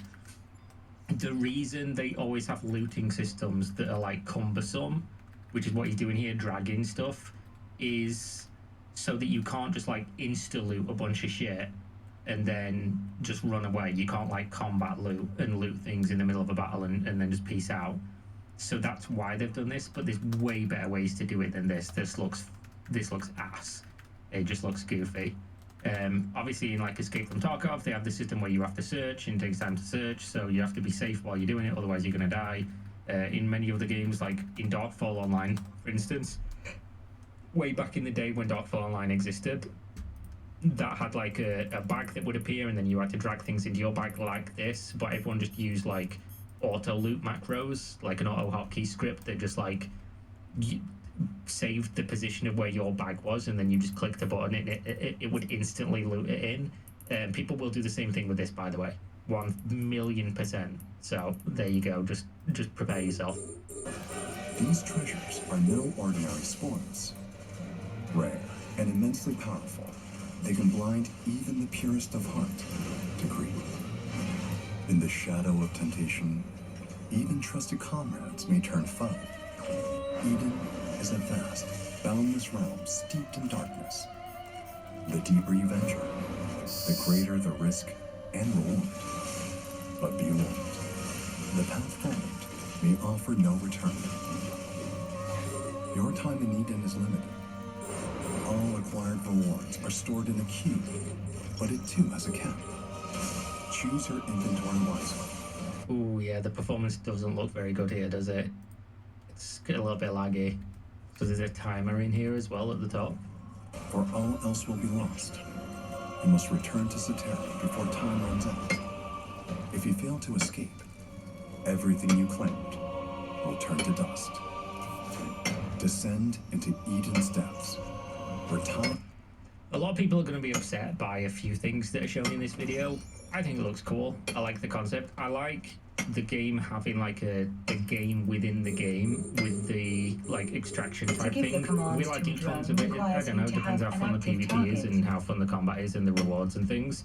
But I was a big fan of when Pearl Abyss did this with Black Desert Online, and they had the like battle arena thing that was like a, you know, battle royale or whatever.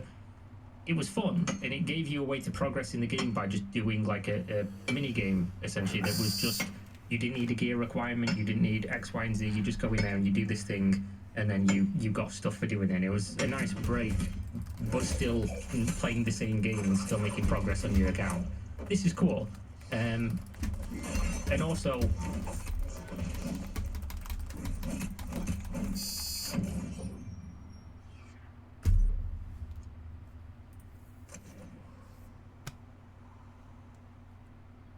Everyone's got tuned up crazy legendaries and stuff, and I don't.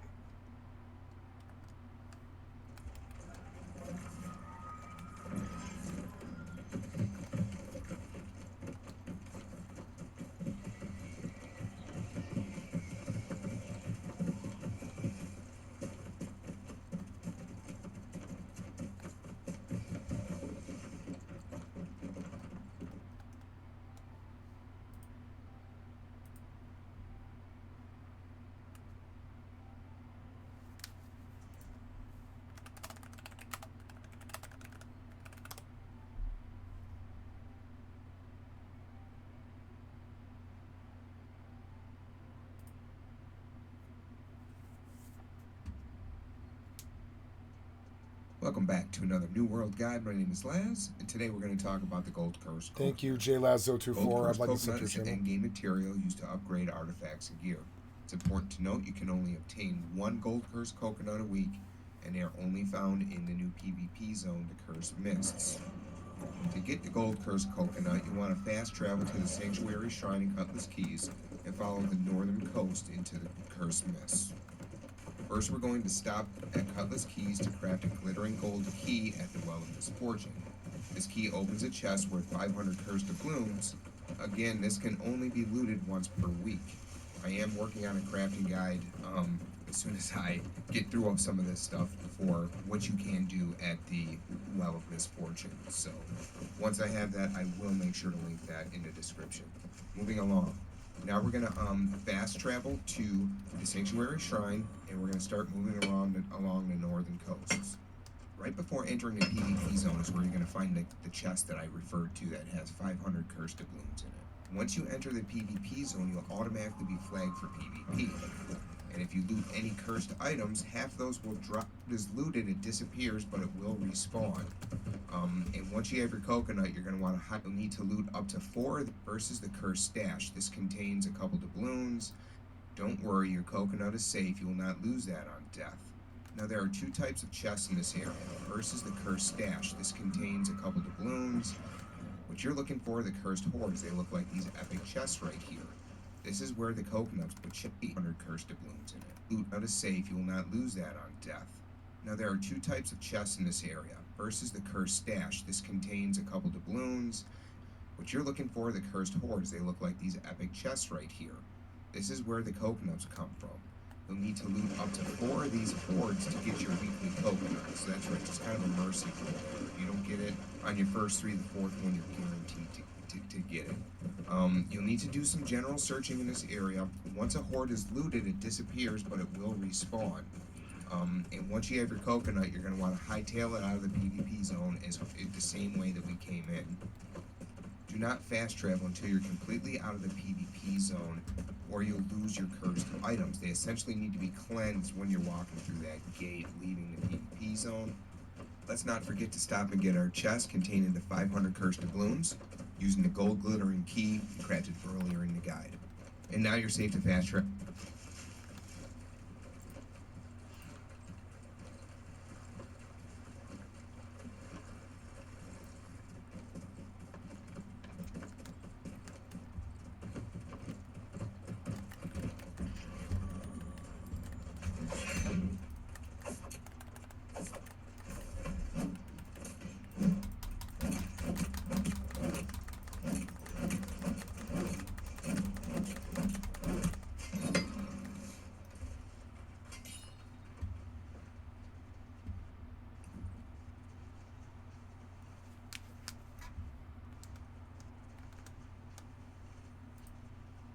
The like darkness and the grim dark aspect and the vibe of this game it suits this, because obviously if you play like Dark and Darker and stuff, that's like a big factor of the game. It's you're in a dungeon, it's dark, like you're listening to noises and things.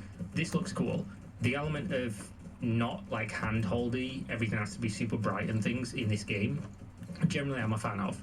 Will I be a fan when I play it? Who knows? But this like section where he's just like walking through the super dark area, like a little bit of light, and then there could be enemies there. This looks fun. This looks cool. And fortune favors the bold. It also looks laggy as fuck.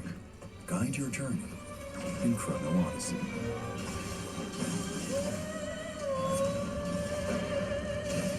I was going to say this dude's about to get his asshole pounded because he just did like a full combo on him and did no damage.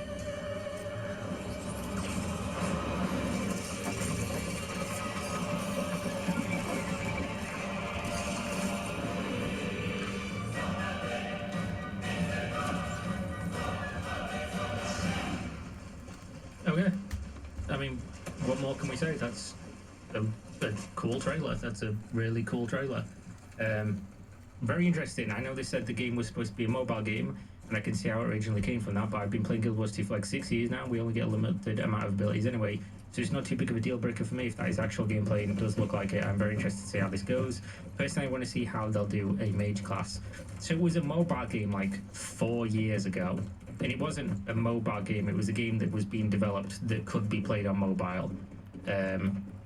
Which I guess there's like a bit of a semantic difference there, but at the same time, that was a while ago. We don't know when they swapped it up, but this is a game that is no longer going to be played on mobile. Even if all it does is have good group PvE action combat, it would be invaluable as something I can point to and go, I want more MMOs to feel like that. I think with Korean MMOs, one thing you can pretty much always guarantee, it's going to have fun combat. The combat's probably going to be pretty decent. It's nice to be hopeful, but I recommend being a little cautious as well. People are going to go through the cycle with this because it's a new MMO. Everyone's going to hate it. Then everyone's going to be like, oh, fuck it, let's play it. People are going to complain. People are going to pre-order. People are going to complain about the pre-orders. And then inevitably, once it comes out, it will be the thing everybody's playing on the MMO subreddit and things like that. There's no need to be cautious. If you care about your money, don't pre-order things.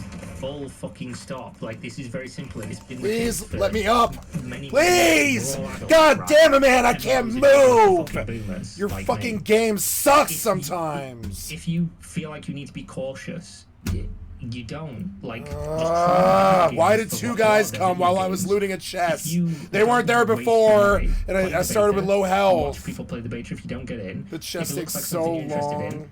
play when it comes out. If it doesn't, then don't. Wait for it to, go on a sale if it's a box price, or go free to play, which if it doesn't do well, inevitably it will do.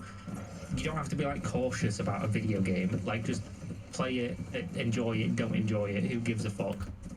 Definitely don't pre-order though, if given the opportunity. Like, wait until you see what people say, watch reviewers that you trust, see where you align with that reviewer and see what they're saying about it and see whether it looks cool or not. Today, gameplay walkthrough was released and it was actually awesome. So far, so good. True, looks cool. Warp drive active. I was pretty interested in that game until I saw the 17-minute gameplay video. I'm an archer enjoying MMOs, and that bow gameplay has to be some of the most boring I've seen in a while. It doesn't look fun. Yeah, the bow gameplay does not look that good. When your game makes new world bow gameplay exciting to watch, you know it's bad. Yeah. Then again, there's always something to be said about watching a game being played versus playing the game. A lot of games don't look that good to watch in the first place, whereas playing the game, you can feel vastly different.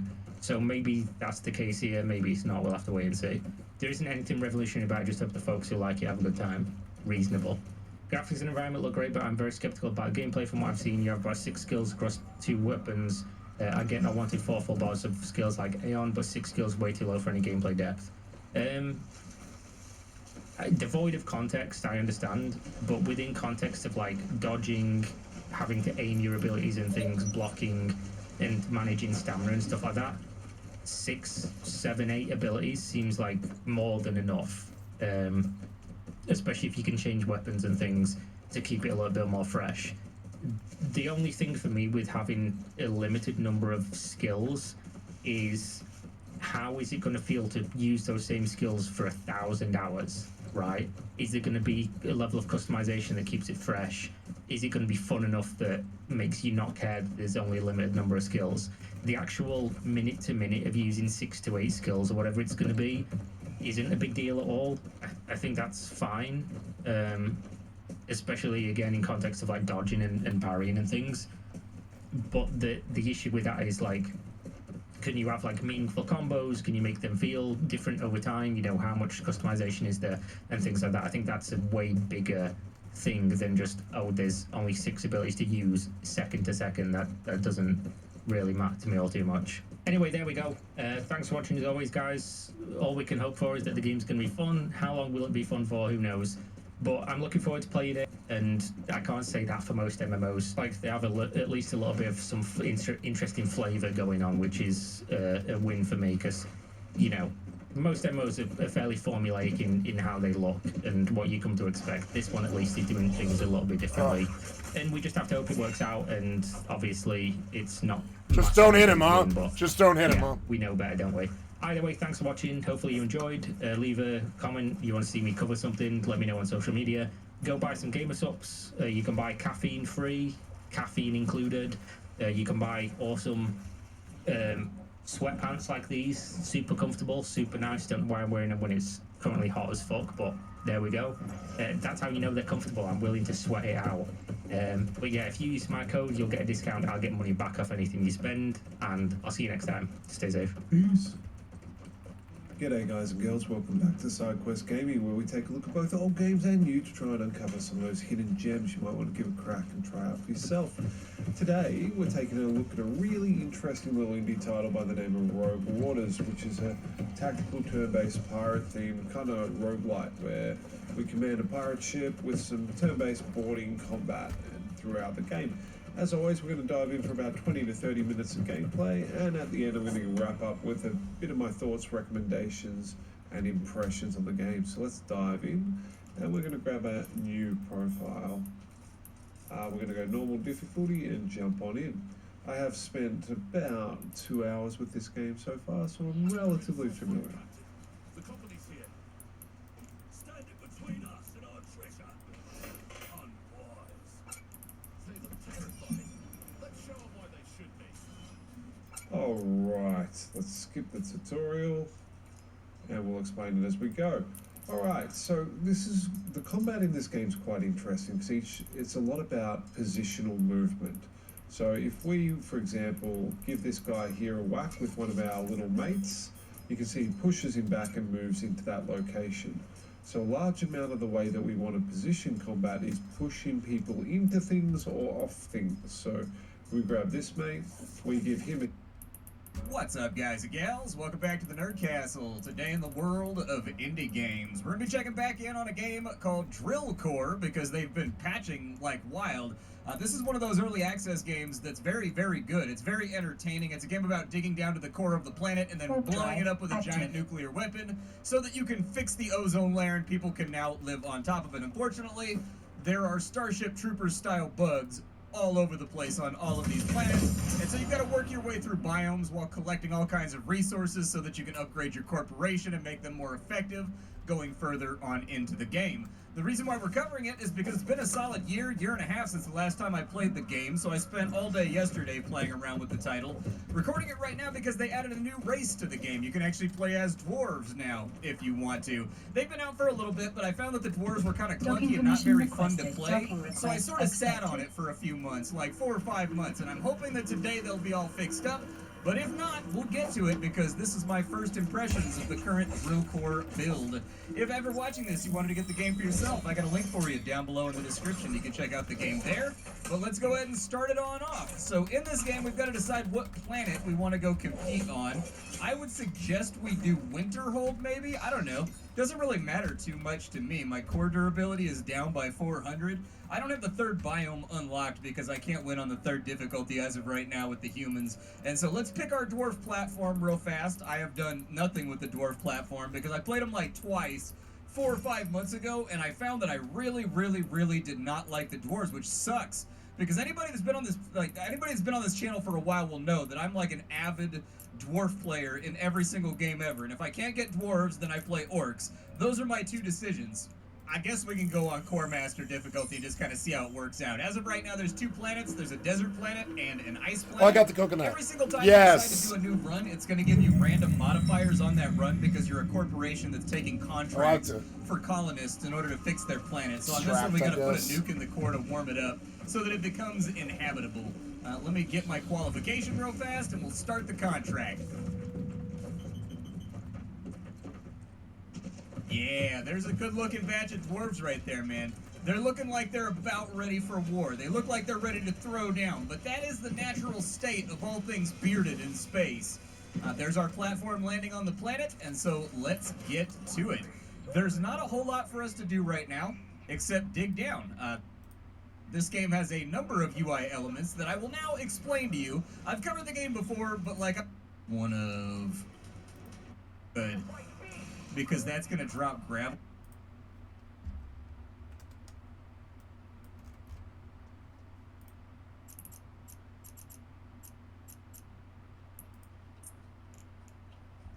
Warp drive active.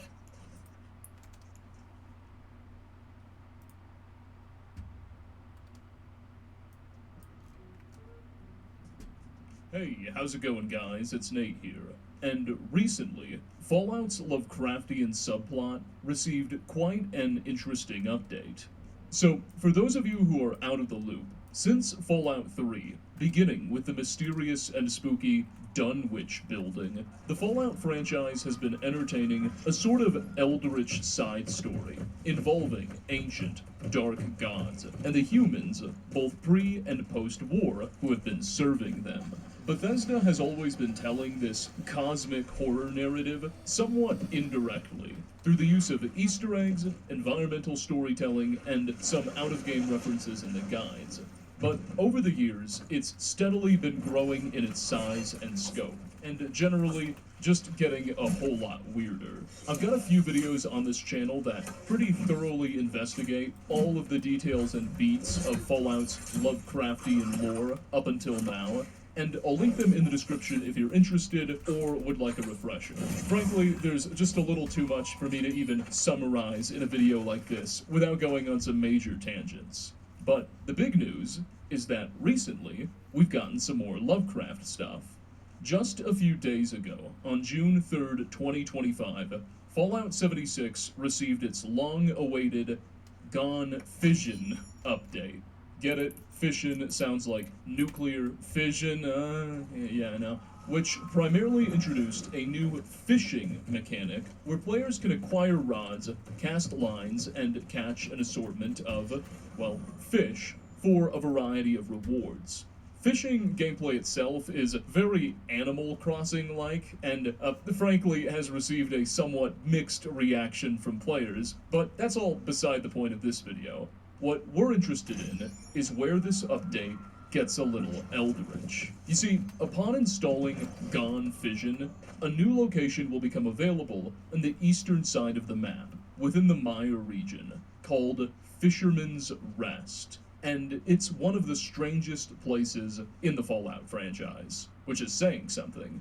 Fisherman's Rest is this swampy, perpetually gloomy, even during daylight hours, island, accessible through a rinky-dink wooden bridge and supported by a number of equally decrepit wooden platforms.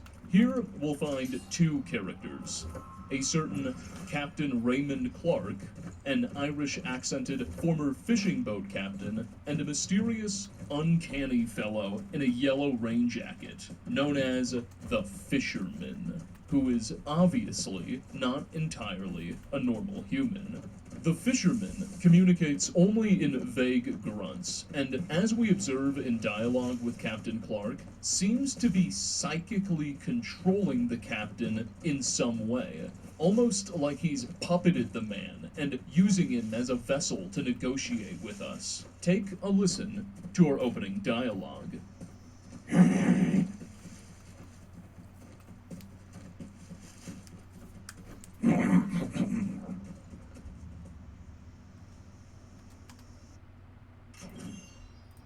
has caused it to open, I do know that I Drive must go active. inside. Is it the smell, the sound, the warmth? Even as I write these last words, I am impatient to look back into the yawning abyss, the true Maw, the ancient namesake of Big Maw, unquote. From this note, we can deduce that this area was something of a local picnic spot prior to the Great War. The sinkhole seems to have existed even back then, given the author's mention of older kids climbing down to swim. But the text also may imply that part of the hole opened more recently, perhaps shortly before or after the bombs fell. Whatever the case, the author suggests that something called them to the Maw. They were being drawn in by some mysterious, perhaps psychic force. Judging by the wealth of skeletons at the bottom, whatever was driving them here probably took their life as well. Beneath the waters at the bottom of the Maw, we can also find this prehistoric aquatic skeleton just kinda lying there. This, for one, to me suggests that the Maw must have recently grown deeper, as it's unlikely that the pre-war government would have tolerated a massive ancient skeleton like this in a popular swimming hole, and two, it further implies an eldritch significance. The skeleton's model and texture actually seem to have been ripped from Fallout 4's Far Harbor expansion, and appears to be that of a humpback whale. Strangely, we can actually find these humpback skeletons all throughout Appalachia, specifically at cultist and eldritch sites, including at the top of Lucky Hole Mine. This is odd because West Virginia isn't exactly known for its robust marine mammal fossil record. While this region of the United States was once submerged by water, no such humpback fossils have ever been recovered. So it's likely that Bethesda is just reusing these Far Harbor assets with a more cryptic intention, i.e. they're meant to imply some kind of yet unknown monster. Anyway, we've already discussed these elements before last year. Here's what's new. If you choose to fish using the new mechanic within the waters of Big Maw, there's an ever so small chance that you can catch this 725 thing, a helm. unique legendary fish called Rill Takanoth, Maw Begotten. That name, Rill Takanoth, has an unknown meaning. It's clearly Lovecraftian in a sense, but my research hasn't found anything definitive. Begotten, however, always means the same thing. It means born of, i.e. this fish was born of the Maw 712 itself. now. This is an obviously eldritch creature that seems In to another be 2 weeks, I'll get mutated another not just one. by radiation, but by the more Lovecraftian forces of the Maw itself. Indeed, it seems to suggest that in the Fallout universe, rads aren't the only thing that can change an organism's biology. There have been previous hints at this before. The Dunwich locations in Fallouts 3 and 4 seem to have been independently ghoulifying people, and the Interloper obviously has something special going on, but Big Maw just adds more evidence to the pile. Perhaps, just as the Maw clearly has an ability to psychically draw people into it, the Fisherman is tuned into a similar power and leverages it to more directly puppet individuals. This whole tale also invites comparisons to the 1931 H.P. Lovecraft novella, The Shadow over Innsmouth. Shadow over Innsmouth is a short story written from the perspective of an anonymous narrator who, while on tour of various New England heritage sites, finds himself intrigued by rumors of a mysterious, somewhat disturbing town widely feared and disliked by outsiders. Our unnamed author eventually visits Innsmouth, intrigued by tales of unique architecture, and is immediately stricken by the town's run-down, dilapidated nature, and the bizarre appearance of its residents, who he describes as looking almost inhuman, with bulging eyes, wide lips, webbed hands, and strangely textured skin. They're fish-like. The behavior of Innsmouth's residents is even more bizarre than their looks. They move stiffly, often seem to gravitate towards synchronized groups, and are strangely evasive of our author and his questions. Eventually, the protagonist is able to bribe a local drunk into revealing the truth behind Innsmouth's peculiarities. Evidently, in the early 1800s, a wealthy local trader and ship captain named Obed Marsh visited the South Pacific, where he made contact with worshippers of the Deep Ones. Note that the note we found earlier in this video is called the Deep Note. There seems to be a connection here. Anyway, in Shadow over Innsmouth, the Deep Ones are described as powerful, godlike, eldritch beings who live in the ocean's depths, and would provide their faithful with wealth and a limitless supply of aquatic meat in exchange for human sacrifices and worship. Obed Marsh returned from the Pacific, embracing a new dark pantheon, and was rewarded with a tremendous amount of wealth and financial prosperity. This, in turn, enabled him to gain more and more influence over the town of Innsmouth and enabled him to recruit more followers, establishing a cult to the Deep Ones. As part of the arrangement, the Eldritch gods would also interbreed with some humans, producing these hybrid offspring who would gradually develop aquatic features and eventually join the Deep Ones in the sea later in life. This is responsible for the strange appearance of many of Innsmouth's residents, and led to the town's eventual isolation. The story ultimately concludes with our author getting freaked out and fleeing the town, only to be plagued by strange dreams and visions. He later discovers that he himself is actually a descendant of Obed Marsh, and he gradually begins noticing the development of fish-like features in his skin.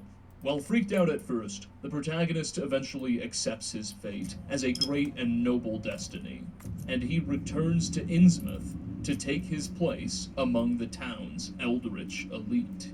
Those are the spark notes, anyway. Shadow over Innsmouth is like a 30,000 word story, and we lack the time to investigate every minute detail. But it's clear that 76's developers may be drawing some inspiration from here. The fisherman seems like a character ripped straight out of Innsmouth, and themes of fish remain paramount. Still, there are differences. The fisherman in Fallout 76 wants you to fish, whereas in Lovecraft's story, the Deep Ones provide their worshippers with a limitless supply of fish, as well as wealth. Furthermore, some players have noted that the fisherman himself actually bears a striking resemblance to Mirelurk Kings from Fallout 3. Mirelurk Kings were half-human, half-amphibian mutants the player could encounter in the Capital Wasteland, often in the company of normal Mirelurk crabs, who they often led. Hence the designation Mirelurk Kings. Anyway, while Kings could use their claws in combat, they preferred to attack the player at a distance with these sonic blast attacks. The nature and specifics of Mirelurk Kings and their sonic waves were not well defined by Fallout 3, nor any of the later games' lore. This is boring me, kind of, frankly.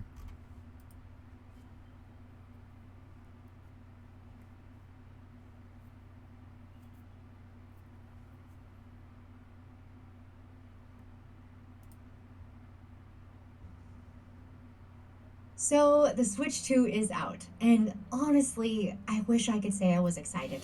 Thank you, the background NPC. I'd like to sub to your channel. Like many 90s babies, I grew up on Nintendo. They were my very first gaming love. And not just the games, but the feeling of them. The wonder, the warmth, the way they pulled you into a world and made it feel like home. Ocarina of Time was the one that really awoke something. That opening in Kokiri Forest with the Deku Tree, riding Epona across Hyrule Field, it all felt so massive. Like a real world was tucked inside a little cartridge. And then Majora's Mask came along, and my little self had never felt such anxiety. That eerie moon, the ticking clock, the emotional side quests that made you care so much in so little time. It was the very first game that made me feel something beyond just fun. It was sad, confusing, kind of strange at times, and very deep. It wasn't just Zelda. I was obsessed with Super Mario 64, running wild through Peach's castle, jumping into paintings, discovering every secret star. That game felt like true freedom. And then there were classics like Kirby's Dream Land, Yoshi's Story, Donkey Kong 64, Star Fox, Metroid Prime, all completely different and wonderful in their own way. And every one of them had a vibe, a soul, that Nintendo spark that made it feel like you weren't just playing, you were being let in on something very special. And then my parents bought me the original DS, and just like that, the whole thing was cracked wide open for me. That's how I found Animal Crossing Wild World, and I was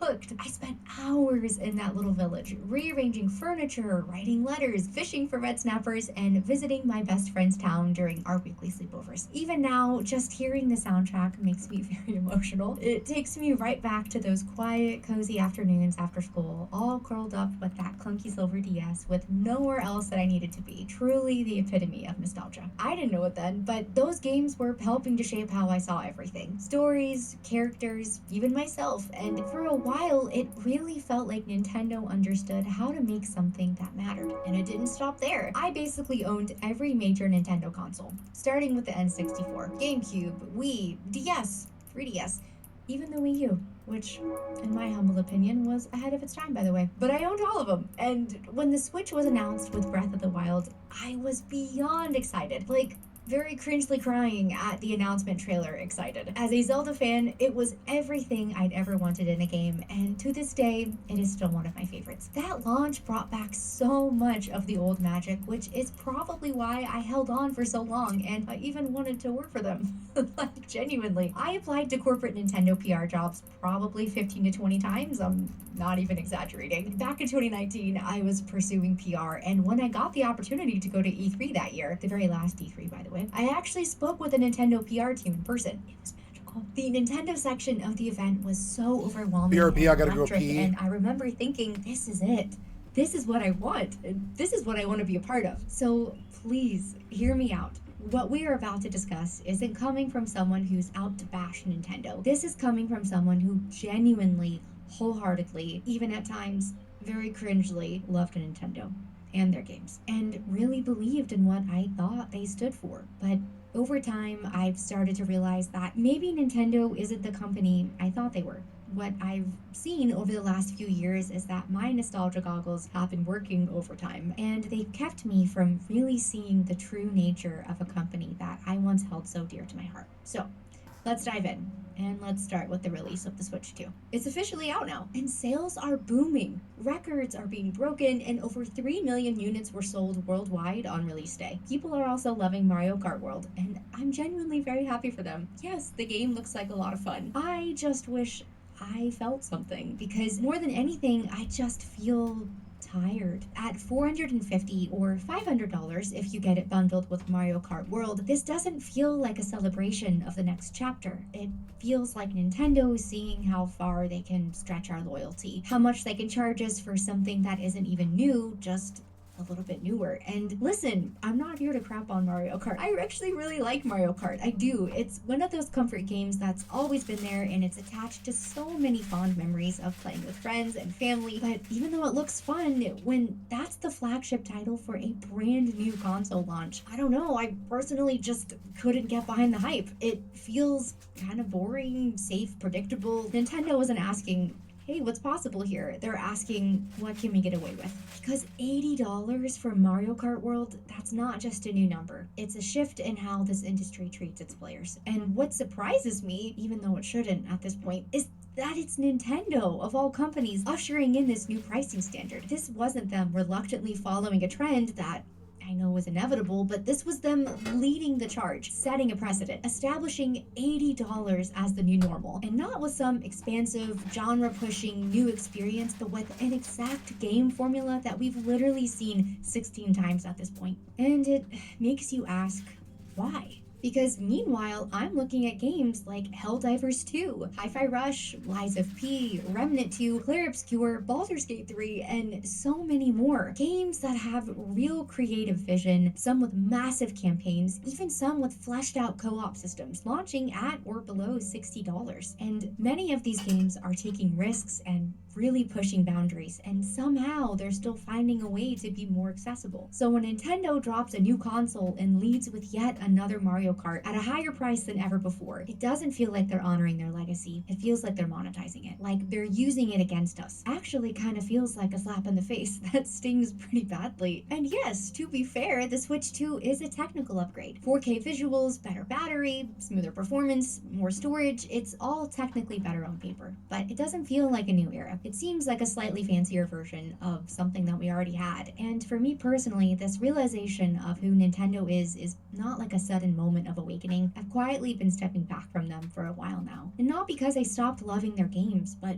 because I started seeing the patterns, the choices, and the shifts. And at this point, it's pretty clear that this Switch 2 release is not just about a new price tag or a genuine attempt at launching something new, it's just another step in the same pattern that's been repeating for years. Back in the day, this used to be the company that took risks, that made magic, that redefined entire genres and invited us into something truly special. But now, kind of just seems like they're relying on the fact that we'll show up no matter what, even though they are so often very anti-consumer. It's because they know our nostalgia runs incredibly deep, and the more I've seen it, the harder it has 137 been mil. to unsee. Nice. Nintendo has mastered something I can only describe as weaponized nostalgia. They've turned our childhood memories into a soulless business model, and the part that really hurts is that it works. It worked on me for so long. I've been the Nintendo fangirl who's bought the remakes, re-releases, and updated ports, even though I knew deep down that what they were offering was not anything new. And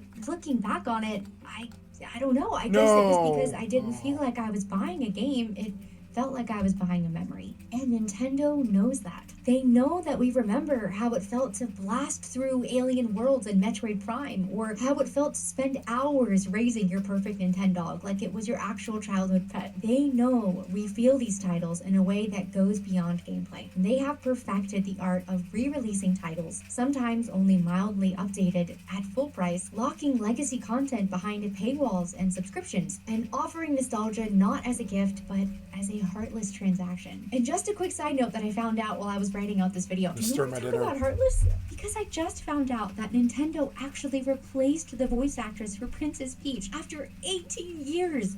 And they didn't even tell her. She found out with the rest of the world when the new Mario Kart game came out. That's actually insane. But anyway, to get back on track, there's always been a huge difference between celebrating fan love and exploiting it. And for me, it seems like Nintendo has lived long enough to finally see themselves become the villain. So moving on from the Switch 2 release, at some point I started looking at how Nintendo treats the people who love their games. And what I found honestly broke my heart a little bit, because Nintendo doesn't just protect its legacy, they police it. Let's start with content creators. This is nothing new. For many years now, Nintendo has been going after them. Streamers, YouTubers, musicians, for doing what, honestly, most other gaming companies celebrate, sharing their love for the brand and its IP. Somehow, I managed to kind of turn a blind eye to most of this until the Point Crow situation. He was a YouTuber who was making these really incredible Breath of the Wild mod videos. Fun, creative, and totally original. And then one day, Nintendo claimed and struck 27 videos. No warning, no conversation, just straight up attacked. And it wasn't just his Breath of the Wild mods. 292 it was any mil. content that featured them, including other creators who had collaborated with him. It all got wiped out like a purge. And it made me pause because these weren't leaks and they weren't made to be malicious. It really was just fan content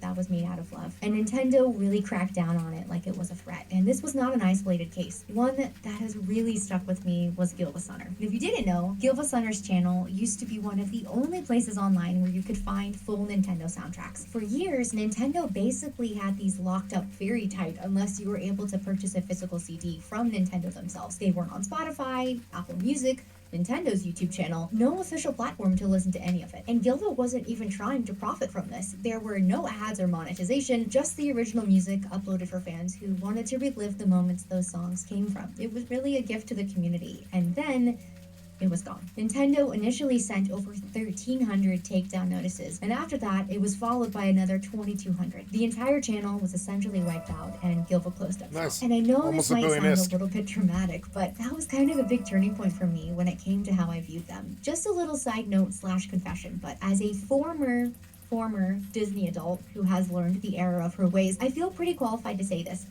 Nintendo really is the Disney of gaming. They're wholesome on the surface, very full of magic and memories, but underneath, there's a very quiet, corporate, malicious control. And both companies know how to tug at your childhood heartstrings while handing out copyright strikes and ulterior motives on the side.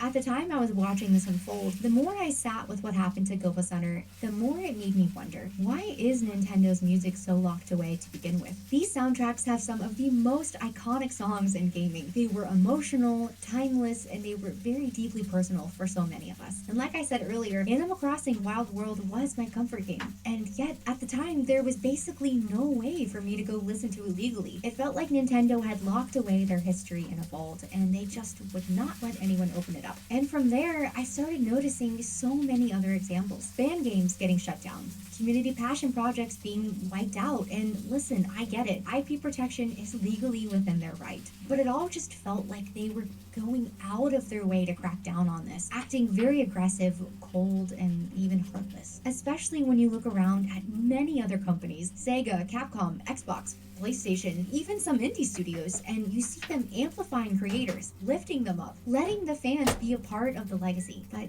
Nintendo doesn't really do that. They continue to pull the plug again and again, and over time I started wondering if maybe I had just been giving them the benefit of the doubt simply because I grew up loving them. So at this point, after the Gopasunder takedown, I had already started to feel uneasy. The creator takedowns, the fan projects, the legacy content, it was all feeling a lot more controlling than caring. But the moment that truly stopped me in my tracks was when I heard the story of Gary Bowser. And I'll be honest with you, I didn't even know about any of this until I listened to an episode of Darknet Diaries, which, by the way, Jack does an incredible job explaining all of this. I'll link it in the description for you. Now, I obviously knew at this point Nintendo could be very protective of their IP. I like the Darknet Diaries, This was on a whole other level. Gary was a part of a group called the Team Executor, and what they did was build and sell mod chips, little pieces of hardware that you could install in your Nintendo consoles to run homebrew apps, custom firmware, and yes, pirated games. But people also use those mods for stuff that wasn't necessarily piracy. They used it to run backups of games they already owned, or just experiment with the system for their own personal use, things that were really never going to be available through Nintendo directly. Gary essentially became the fall guy for the entire organization, and Nintendo came down on him in a way that was very extreme. In 2020, Gary was arrested at gunpoint in the Dominican Republic and extradited to the US. By 2022, he'd been sentenced to 3 years in prison and ordered to pay $14.5 million in damages, $4.5 million in restitution, and then another $10 million from a civil suit. And after he got out early, he still owed all of it. And he started paying Nintendo back 25 to 30% of his monthly income, which at one point was just $25 a month from his prison library job. He'll basically be paying them for the rest of his life. When I heard that, my stomach dropped. I genuinely felt heartbroken for him. Yes, what he and the rest of the team were doing was illegal, and they did profit off of it, but Gary was just one man. And are we really saying the punishment fits the crime here? Because whatever legal lines were crossed, this felt less like justice and more like hatred and wrath. And not just for what he did, but for daring to even touch Nintendo's closed system. And the part that really got me with this is Nintendo tried to get Sony and Microsoft to back them up here, to join the lawsuit and make it a united front against piracy. Both companies said no. Both Sony and Xbox, billion-dollar publishers in their own right, refused to be a part of it. Even they seemed to think that it was too far. And again, I am not here to outright defend piracy, really. There's a whole conversation to be had about access, preservation, and ethics, but this felt incredibly cruel and predatory. Nintendo did not just want to stop Gary from what he was doing, they wanted to make him an example. And for me, this was the defining moment when I knew Nintendo was no longer the company that I had loved for decades. And if you thought Gary Bowser's case was just a one-off or a legal overreach in a rare situation, it wasn't. Because not long after that, Nintendo set its sights on something much bigger and arguably much more telling. You might have already guessed it, but I'm talking about Palworld. You probably remember when it blew up. A very weird, chaotic blend of Pokemon-style creature collecting and open-world survival mechanics. It was very messy, it was wild, but it was so much fun. People were very obsessed, myself included. And yes, come on, it clearly was inspired by Pokemon. That's not a secret. You could throw a spear, you could collect little pals, you ride them, you battle them. It was Pokemon adjacent, absolutely. But here's the thing, it wasn't a copy. The characters were different. The art direction, tone, many mechanics were different. It took a very familiar genre and gave it a bold, slightly unhinged twist. And for the first time in years, fans were saying, why doesn't Nintendo try stuff like this? Instead of taking that feedback in stride, instead of rising to the challenge, listening, learning, evolving, Nintendo did what they've been doing for a while now. They sued. Together with the Pokemon Company, they filed a patent infringement lawsuit against the Pal World dev team. Not over character design, surprisingly, not even over branding, but over mechanics. Things like throwing a Pal Spear to catch creatures, using them in combat, riding them across the world. And because of all of this, the Pal World team had to actually go in and change all of those features. They stripped out mechanics that players loved, not because they were unethical, but because they simply couldn't defend themselves against a legal juggernaut. And just like with the Gary Bowser case, Nintendo tried to bring other companies into the fight. Sony and Microsoft were reportedly approached to back them again here, and again, they declined. They did not want to be a part of it. And all of this says a lot, because this could have been a big moment for Nintendo. A wake-up call, an opportunity for them to ask, what is it that people are responding to? Why are they so excited about this? What can we learn from this? But instead of innovation, they chose litigation. And to me, it was not a stand for creativity or IP protection. The Pokemon formula has been around for literally 30 years. We all know what it is and where it comes from. And Pal World was not going to change that. No. This was Nintendo being a bully and swinging at anything that threatened the comfort of their complacency. They had an opportunity to grow, to evolve, to take advantage of someone already laying the groundwork for them, but instead, they chose violence. And after everything, the creator takedowns, the lawsuits, the silencing of innovation, you think maybe Nintendo would at least try to get one thing right. Their legacy. I remember when Nintendo Online was first announced. It sounded like such a win, a way to legally revisit classic titles, play old favorites, dive back into the library that built up this brand. And at first, I was so hopeful, but the reality has been frustrating at best. Games get added randomly. Some months it's not much. Other months it's one obscure NES title no one really asked for. Entire consoles like Game Boy Advance or N64 still feel incomplete, and sometimes titles will just disappear without warning or explanation. They're just gone. And now, with the launch of the Switch 2, I thought maybe they would just try to clean things up a bit. GameCube has finally joined the retro lineup, which is very awesome. But they only added 3 games at launch: Wind Waker, Soul Calibur 2, and F-Zero GX. Like, yeah, that's a cool trio, I guess, but it's also pretty bare bones for a console with so many legendary titles. And yes, I know more are coming, but why launch with so few? Why not take the easy win here and give your fans what they've been begging you for years? Beyond the catalog, the performance isn't always there either. Sometimes there's lag, some games have awkward control schemes, others don't support cloud saves. It doesn't really feel like a premium service. It feels like something Nintendo begrudgingly maintains, and definitely not something that they can be proud of. The thing is I've always wanted to support something like this. I actually am very happy to pay to play these games legally. I want to revisit the titles that shaped me in a clean, easy way, but Nintendo has made it so hard. It's like they're sitting on this treasure trove of nostalgia, this very beautiful, powerful legacy, and instead of sharing it or celebrating it with us, they keep it to themselves and withhold it. They kind of hold it over us like drugs, honestly, banking on the fact that we'll continue to play the part of the willing addicts who will be so happy for even the tiniest drop. It really is heartbreaking, but at this point, I'm not even really mad about it. I'm just tired and maybe still a little bit sad.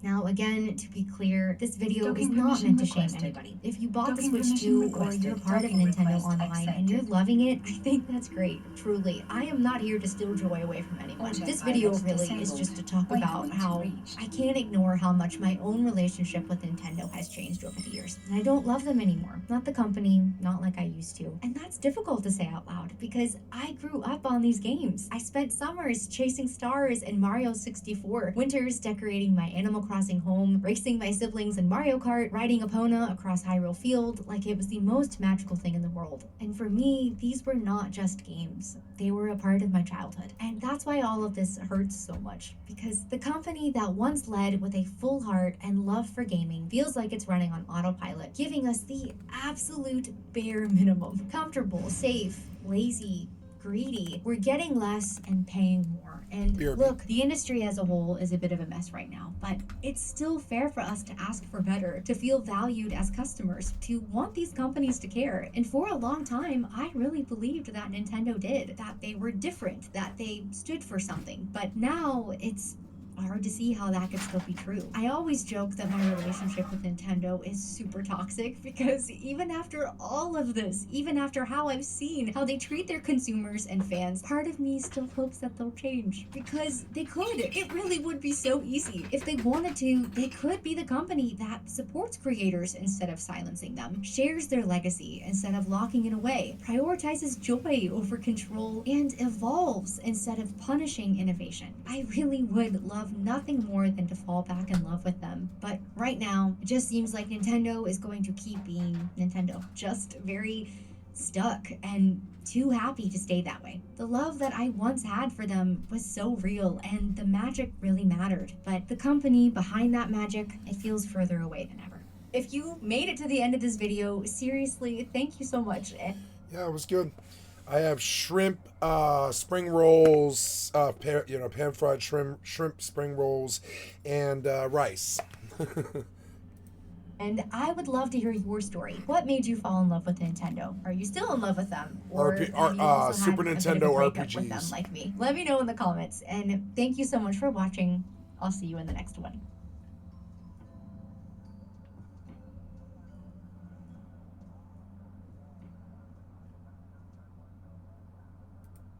Oh, Spokane, Washington. Town. I don't know. We're gonna find out here in a little bit when they leave. I don't think they are. I think they're gonna save their energy for Saturday. Thank you guys for subscribing and watching this shit. Appreciate it. Matt, thank you. The chill stream, thank you.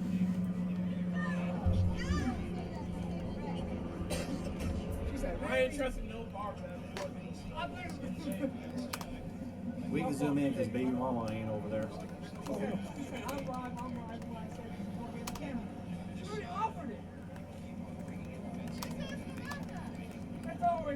Oh no, we can't do that. I'm on the grind. We're on two different things. I'm focused on money. What are you focused on? I'm focused on bread.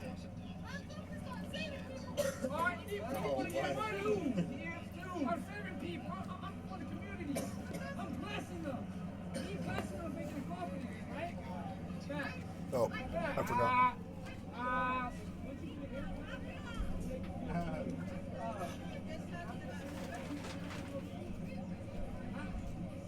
Hey, should we go over there and ask her a question?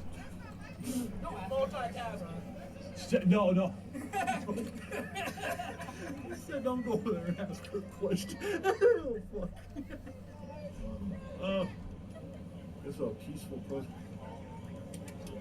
All the hardcore guys at that time. That wouldn't be bad if I give you a nice cut.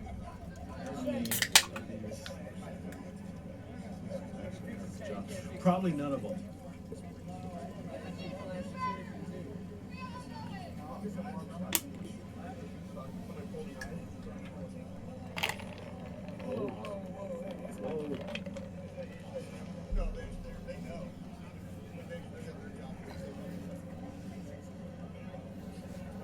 You guys got some ice though? What happened? Oh, no pun intended.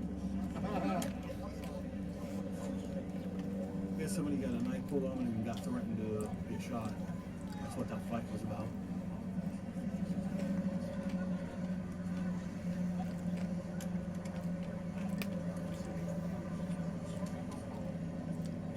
How the fuck they gonna put a fucking curfew on some grown ass men? That's what I'm hoping for, but I don't think so. I don't think that's. Please do interviews. Please do interviews. Your mom could though. Okay. You really want me to do interviews? You guys really want me to do a couple interviews? Or what? With the curfew? Yeah, it's fizzled out, yes. Yeah. I came here to hoop. Thank you guys for all the help. This would have been so violent. Yes. No, don't interact with them. Yeah, that's yeah. I don't want to. Yeah. I'm here to bring you guys live content. That's it.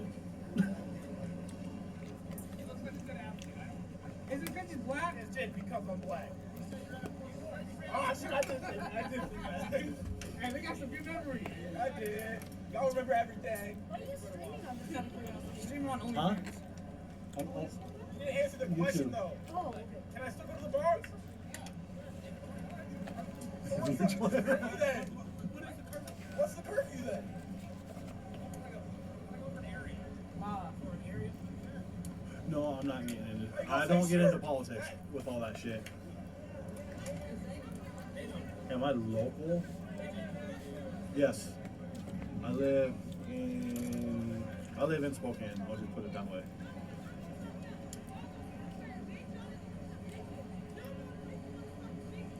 Uh-oh. Yeah, talk your shit. Hey, y'all go handle that. That's not part of us. Oh, baby mama's back. What? Hey, she's back. Where'd he go? Hey, she's back. Oh, that's the baby mama? Yeah. Did you tell? Hey, she's back.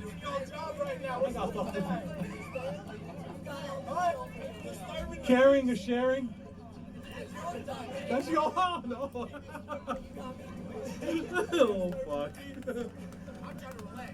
Oh, she all charged up after that kid. But she must have had it. She all charged up. Yeah. I think. No, I'm not putting that. She all charged up over there. That gotta be a crime. She walked around with 30 feet. She way over there. Probably because there's some more cops on this side. It was just 3 of y'all. Yeah, can I get my original 3 cops back No, here? I'm not going to eat. Nah, not you. Y'all, that one can leave though. You two on the far right, y'all cool. Yeah. Pizza the Hut, yes. He said something I think flipping earlier, and I can't get with that. And he was mean mugging me. Well, like, why you gonna mean mug me for? Please, what?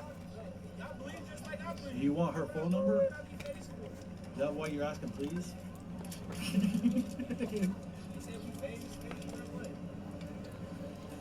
Well, you ain't turning left, I can tell you that. Oh, it must be a Tesla. I wonder if it'll hit me.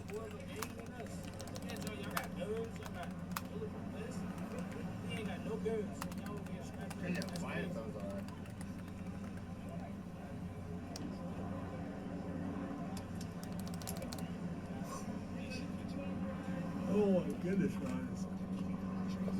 Well, Steve, you sound like a I'm still heartbroken. I cussed out these things for like 30 minutes straight, and I got like all that. my anger out. I like tatas. Why the fuck? It's her. Kay wants it. See, I parked up there though, so like. I parked over there. I can't get out. All right, over there. Yeah. Like, I don't think there is me getting back to my car. I'm not going. You can go with California? Yeah. Yeah, it does. No. And I like talking shit too. I like talking shit. And it's a good cause too, though. You can't say it's not a good cause. Oh, she got pepper sprayed. She got pepper sprayed by somebody. Somebody's saying that. She got pepper sprayed by somebody over there. I hate the Pacers right now. I'm not gonna lie. Fuck the Pacers. That must have been what that fight was about, dog. Probably the Hornets. Oh, it got us goes to the Hornets. I feel bad for that. I am the reason. You're the resistance? Okay. He's going to the Thunder. Thunder Nation up. A lot of people can't back it up. Oh, I'm sorry. I didn't mean to get you in trouble. Didn't mean to get you in trouble. My fault. My fault. Fuck the Pacers! Fuck the Pacers! You dead wrong. You dead wrong. Oh, you dead wrong. Yeah. Oh, wow.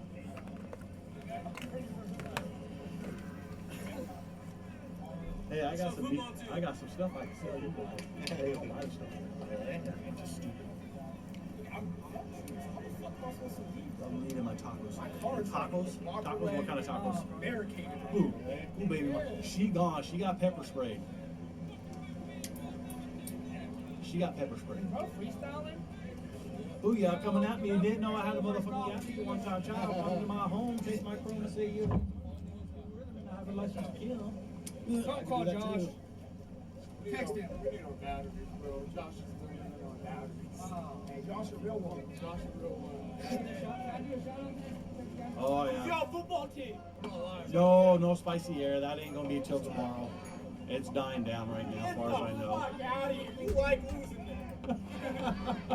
How about y'all? How about you? I want to know your football team.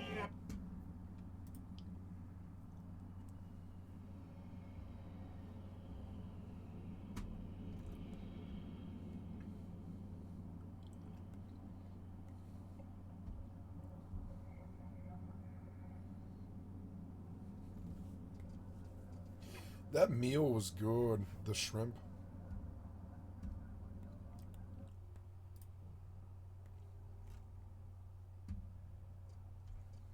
Wow, Donald Trump just got booed at the Kennedy Center when he and Melania showed up to watch Les Mis. Donald Trump showed up in the red carpet at the same time that we learned that Israel may be attacking Iran and there may be all-out war in the Middle East. The United States evacuated many of its embassies, but Donald Trump was at the Kennedy Center. I guess he thought he was going to get applause. To be fair, there were some people in the crowd clapping for him, but you hear a lot of boos there. I want to show you this, and I also want to let you know that when a group of drag queens arrived before Donald Trump's arrival, they got far louder applause than Trump got. So first, let me show you Donald Trump getting booed. Some cheers, I want to be fair. Play this clip. Boo. Boo. You can't even go to fucking Broadway anymore. You're you can fucked. see people who were showing up dressed in shirts like this. Democracy has no kings. Abolish ICE.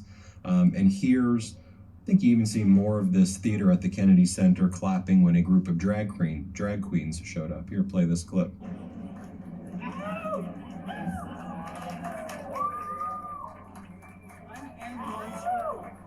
Wow.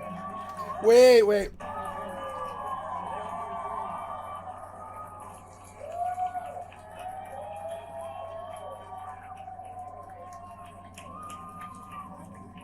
Just to give you another angle so you can see if Donald Trump is getting... Oh, you can tell they loved this. They're like a surprise. They're like, hello.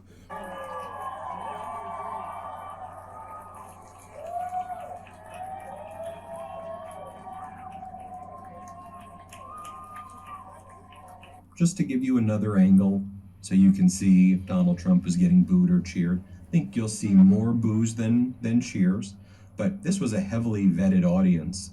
So Donald Trump got a rude awakening when he showed up here. Here, play this clip.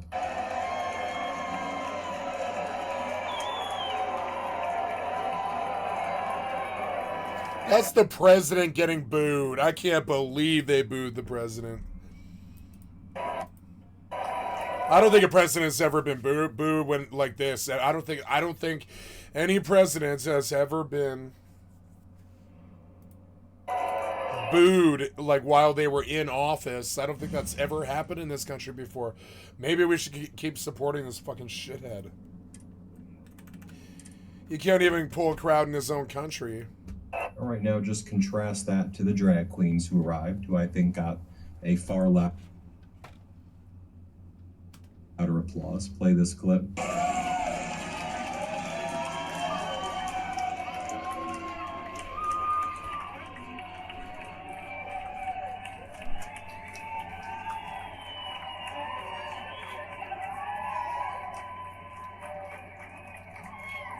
Now, right before Donald Trump's arrival, he announced that he was indeed selling Trump cards for $5 million. This is what it looks like. And you sign up and you say, I'm from Asia, including the Middle East or your country, and I'm interested in becoming a citizen. If you pay $5 million, you become a citizen. What? Oh my God! He's selling citizenship for $5 million. Doing right before he got booed at the Kennedy Center to see Les Mis. And again, the information that we have about this imminent possible war, U.S. officials say Israel is fully ready to launch an operation into Iran, with the U.S. anticipating that Iran could retaliate against U.S. sites in Iraq, according to CBS News. All of this also set to the backdrop of Donald Trump's approval plummeting to only 38%. 53% of Americans oppose his budget bill, only 27% support. 54% of Americans disapprove of his handling over immigration. So Donald Trump, before getting booed, he arrives on the red carpet, and a reporter asks him, like, you're on the red carpet, like, we hear that it's about to go down in Iran, that Israel's about to attack Iran. Iran's activating its Revolutionary Guard. What do you know about it? And Donald Trump goes, could be dangerous, could be dangerous. Here, play this clip. Well,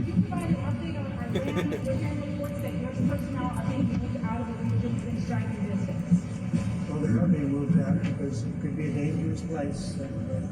We'll see what happens, but they are being, we've given notice to move out, and we'll see what happens. Mr. President, are you worried?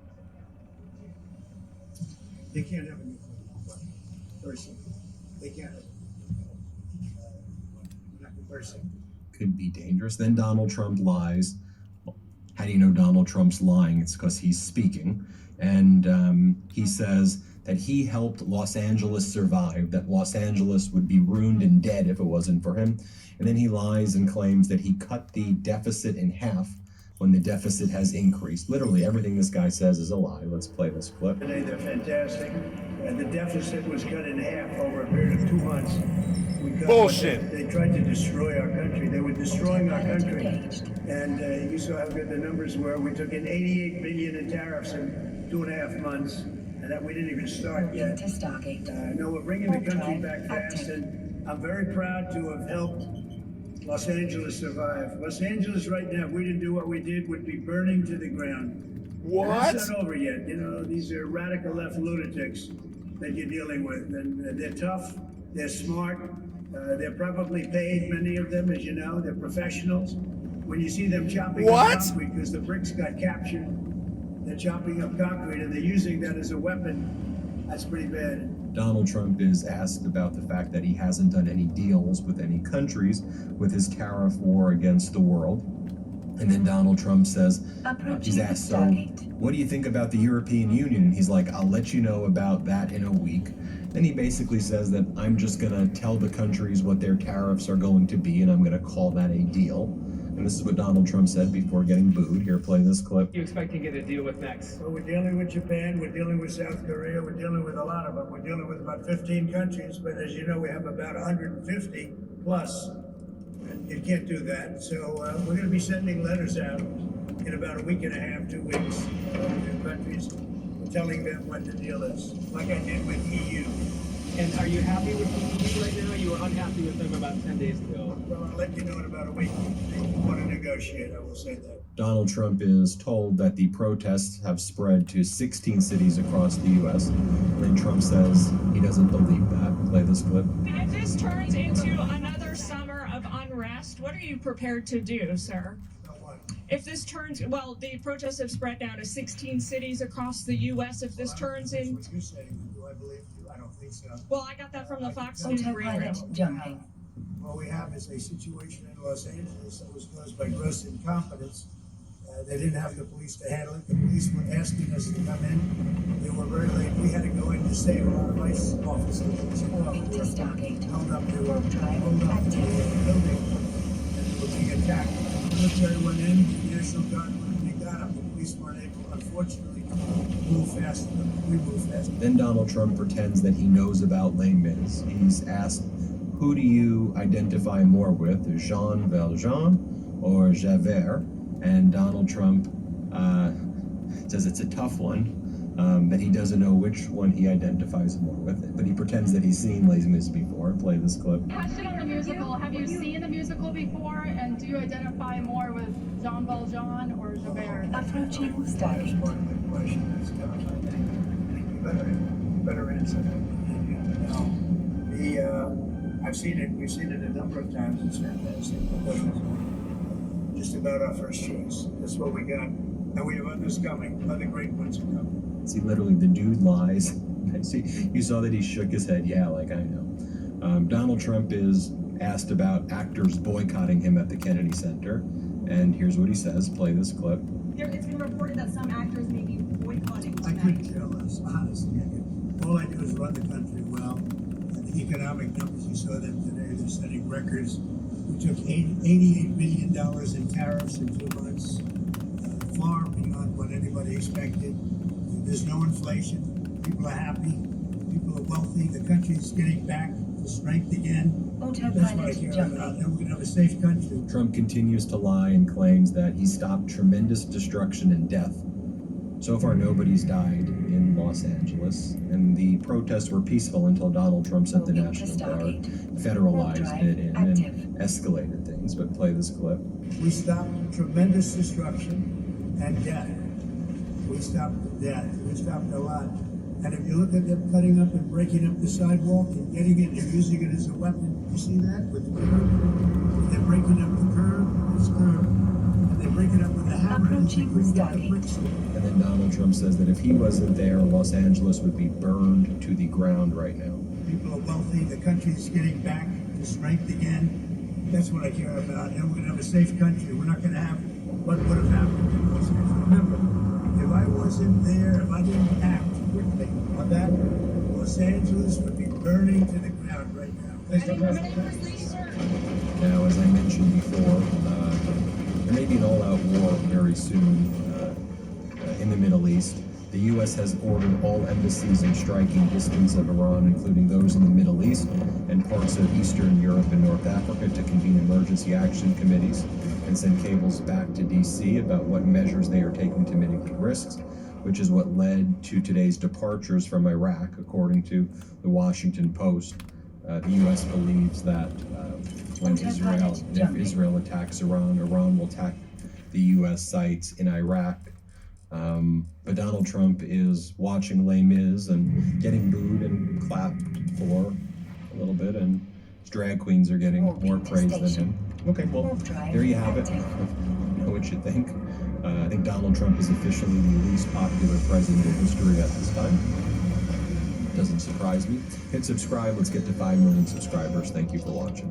Can't get enough Midas? Check out the Midas Plus Substack for ad-free articles, reports, podcasts, daily recaps from Ron Filipkowski, and more. Sign up for free now at MidasPlus.com.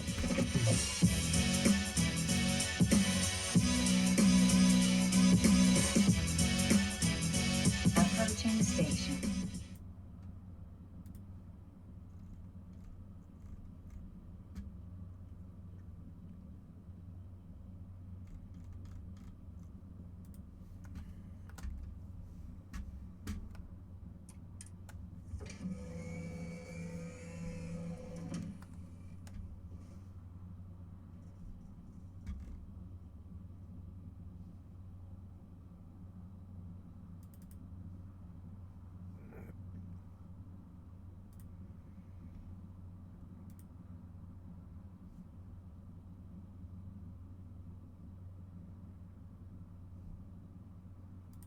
Docking permission requested.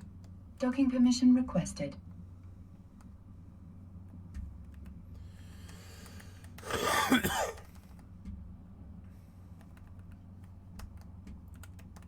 Docking permission requested. Docking request accepted.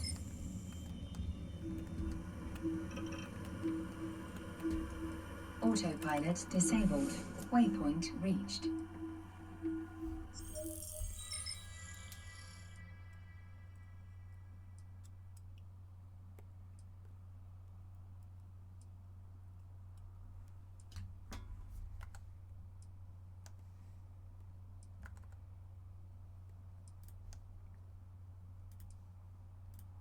He transitioned seamlessly into the world of media as the co-host. Shout out to my man EFN of one of the most legendary podcasts of all time, Drink Champs. He's given us unparalleled insights into the lives and the stories of hip-hop and music's finest, from tracks that have become anthems, collaborations with the greatest MCs, the greatest producers. This man has come from the streets to our hearts, you know what I'm saying?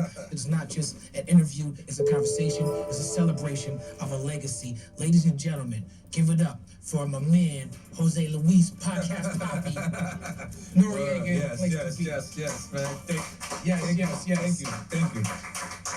I usually giving the flowers. I'm not used to receiving the flowers. I'm sitting over here nervous and shit. Yeah. Like, why? Because I always was a guy to, like, you know, I didn't make up the phrase give flowers, but I feel like I made it hot in hip hop. Yes. Because I felt like, one, sorry guys, I knew this wasn't a question. No. This is what we need. This is the energy we need. But like, I always felt like it doesn't take nothing away from me as a man to show you how great, you know, the next person is. So that's something that I take pride in. You know what I mean?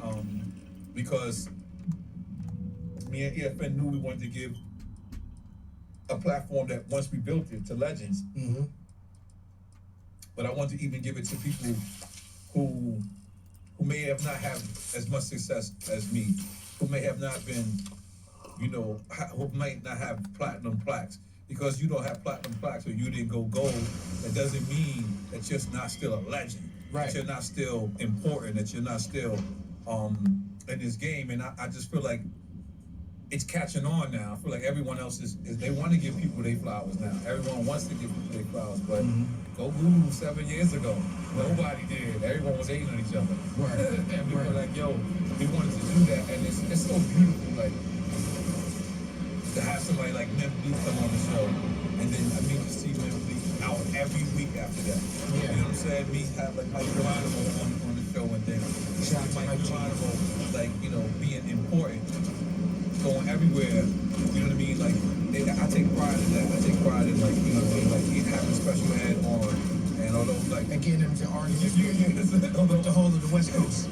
Although I didn't know that part. Shout out to Dollar Cab Productions. Yeah, I didn't know that part, but we wanted to give special ed his props. You know what I mean? No doubt. And he's from my neighborhood. Yeah, and that's really what it's about. Like, our generation, we are superheroes. Before I got here, I was watching this John Gotti documentary, and this lady was describing him as a superhero. And I was like, shit. And I was like, so who's the next superhero? Do you know who it is? Rappers. Before and after, we've been superheroes. This was mob figures. And Is that on Netflix? The thing about old New York. I don't remember the name of it, but they talk about how Gotti was in Fear City. Fear City. That's what it was. Yep. I saw that too. Yeah, I saw that too. But it let me know. Like, I don't know if I ever said this, or maybe I did, I'm not sure. But there's an incident that happened in Hot 97. I was not there. But I'm eating dinner one time. This Italian guy comes up to me. He buys me a drink, whatever it was, or sends me something. And he's like, man, I want to thank y'all, but I don't know what he's talking about. So I'm like, all right, cool, I'm just thinking he a fan. So I'm like, oh, okay, yeah, no problem, man, thank you. Well, the whole time he was looking at the Hot 97 paper. And what he was basically telling me is, you ready to take the light off of us, because our tax bracket was changing. And our tax bracket was either going to them or even more. And I didn't realize, like, I got this to my face. It was like the Godfather movie where it's like, we don't sell that. We let the niggas do that. Yeah, it was almost that to the T. Yeah. Like I realized he was looking at the paper, and he thanked me for him thinking that I was as ignorant as the paper read. And that's what he said. He said, I want to thank you. And it was crazy because I'm watching the Gotti thing now, and they describing him as people in the neighborhood as a superhero. And I'm like, damn, yo, we the new superheroes. Right. Like, we are. Like, yeah, but. Now, you brought up that Hot 97 thing, which you've spoken about many times, and it wasn't there, so of course no one could hold you accountable for what's going on. But you know, it fractured relationships in a lot of ways. And you and I are both friends with Foxy Brown. Shout out to Foxy Brown.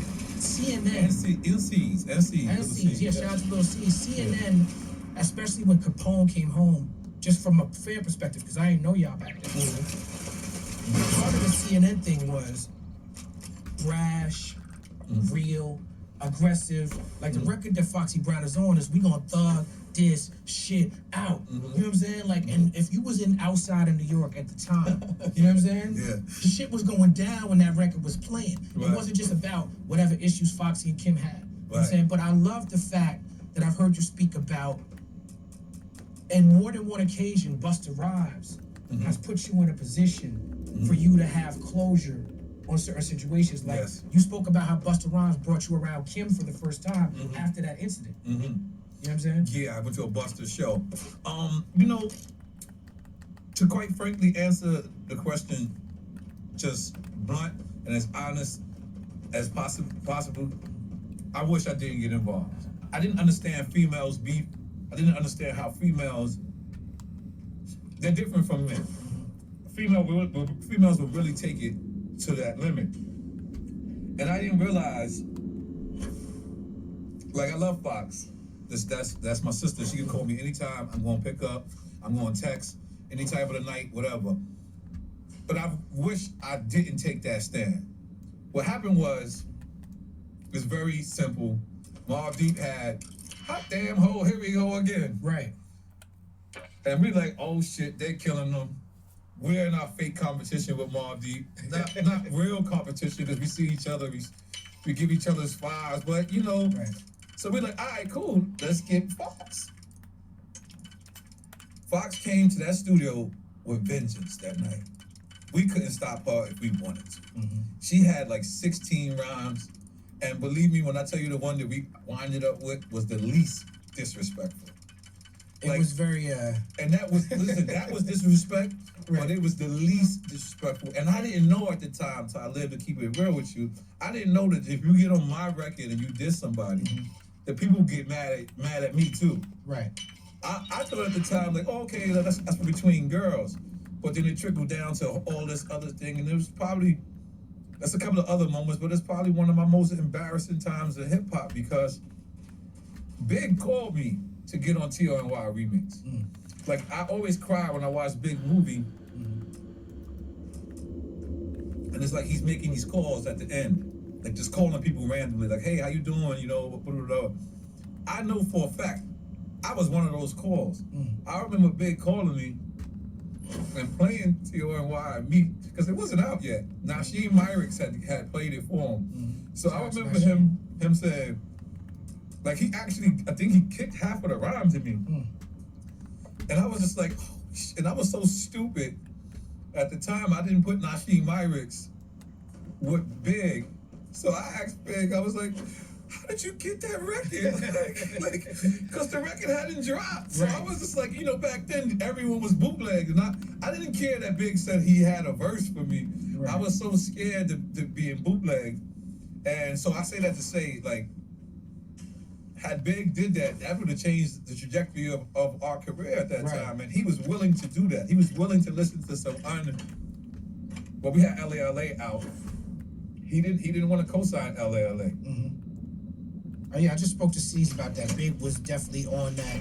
He didn't want to open up the rooms more than it was, because he wanted to keep the lines of communication open. Yeah, that was crazy. Like, he actually, I seen him at the tunnel, and he told me, like, yo, I'm not gonna use that because it's LALA.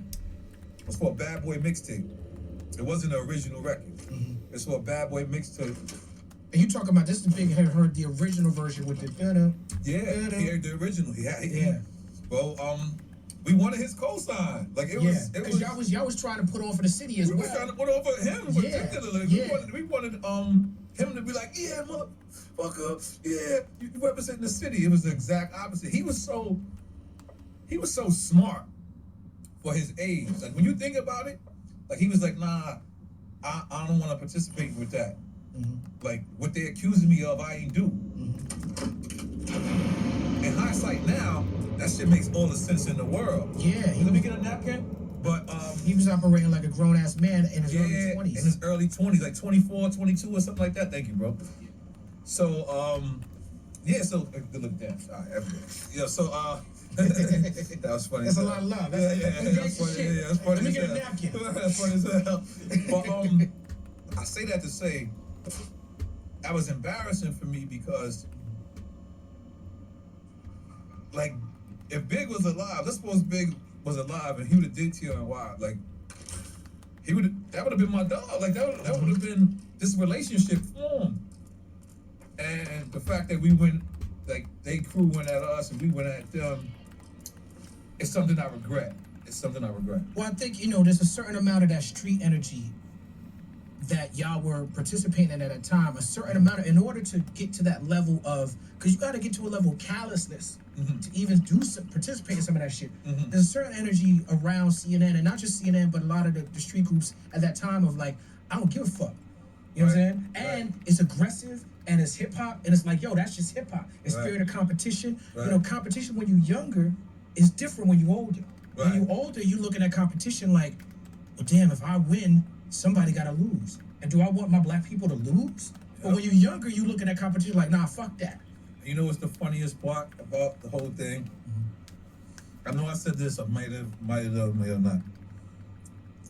Prodigy didn't want his verse on the record. Wow. LA. Prodigy actually laid his verse. He was the only person, because no one could tell if he was going at LA or not. Remember, they got on their record, they was like, yo, B, yo, God. Right. So we got on, yo, and we whatever. We did whatever. So, but we not dissing. No, my dudes right here, these dudes who with me, they both from California. Oh yeah, so they know. Okay. I was like, wait, this is how Noise Stars good. By the way, I wasn't ready for none of that drama. Like, I remember a dude from my hood saying, "Man, you on that shit?"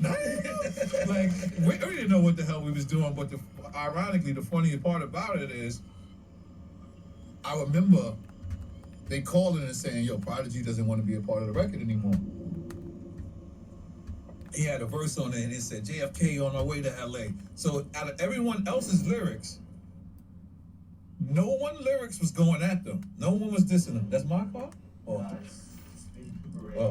that's gangster. Alarm coming on. This is just organic shit. Yeah, so I remember them calling and saying Prodigy doesn't want to be on the record. I believe it was Steve Rifkin called it himself, because we had a relationship with Loud, a great relationship.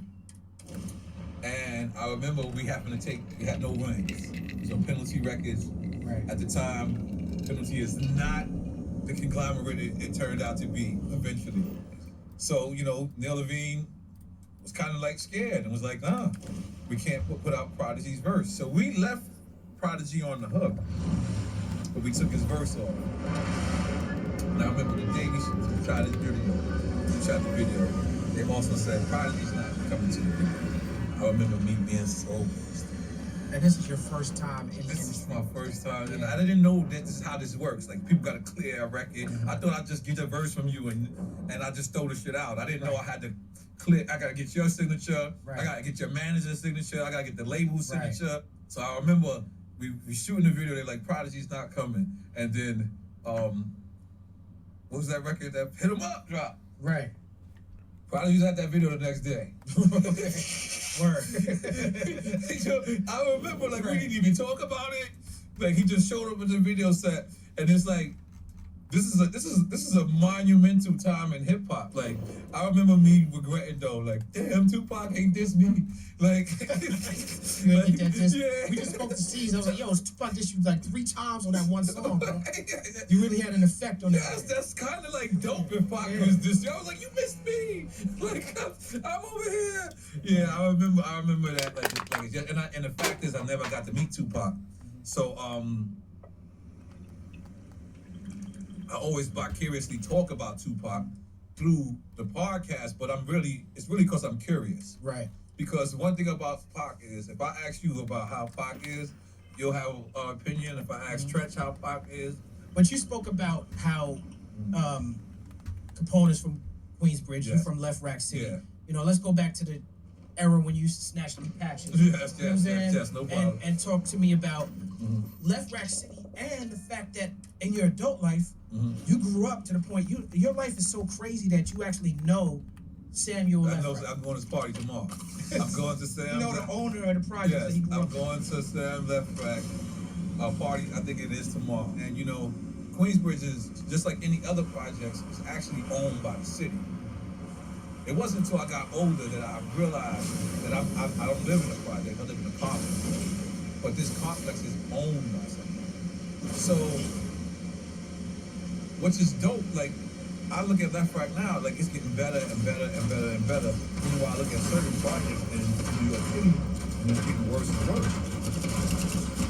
I remember me meeting this woman in Queensbridge, and she not knowing she lived in the hood.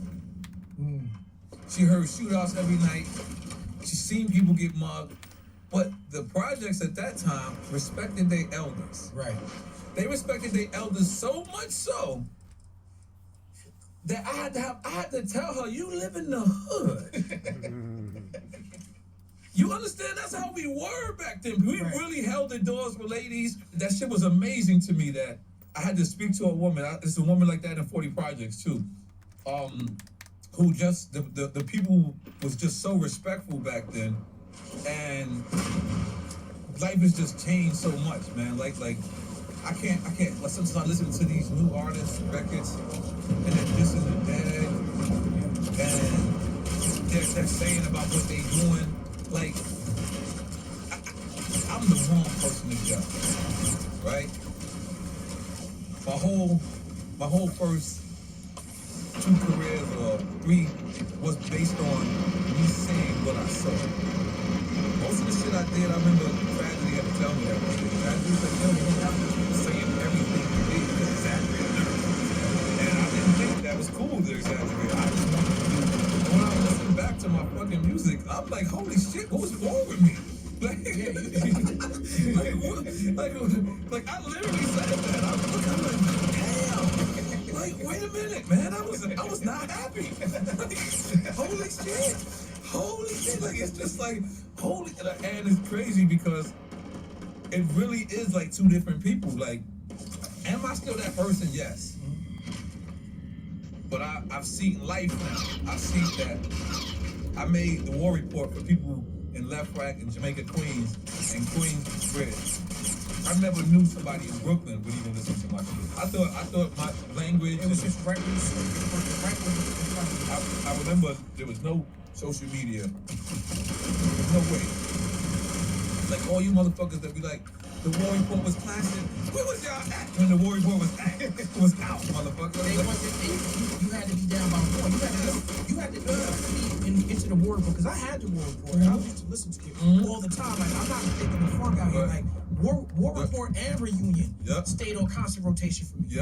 But in order for me to do that, I had to be living in New York.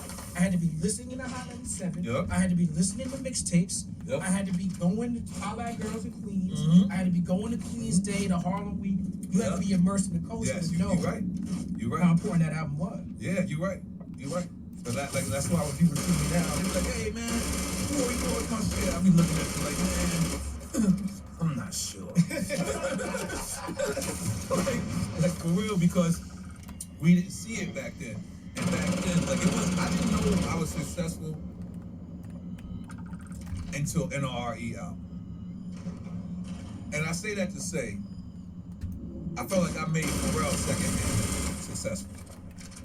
I am not the person to take all of Pharrell and Chaz's accolades, but I was a person that I walked in Sound on Sound Studios, and I remember Sound on Sound used to have a Private Eyes.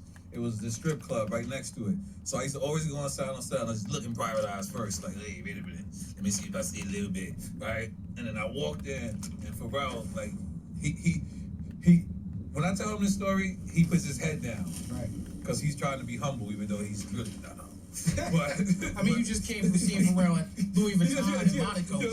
So he says, well, I didn't see Pharrell. I saw the guy that was cool with him. Okay. But so he says to me,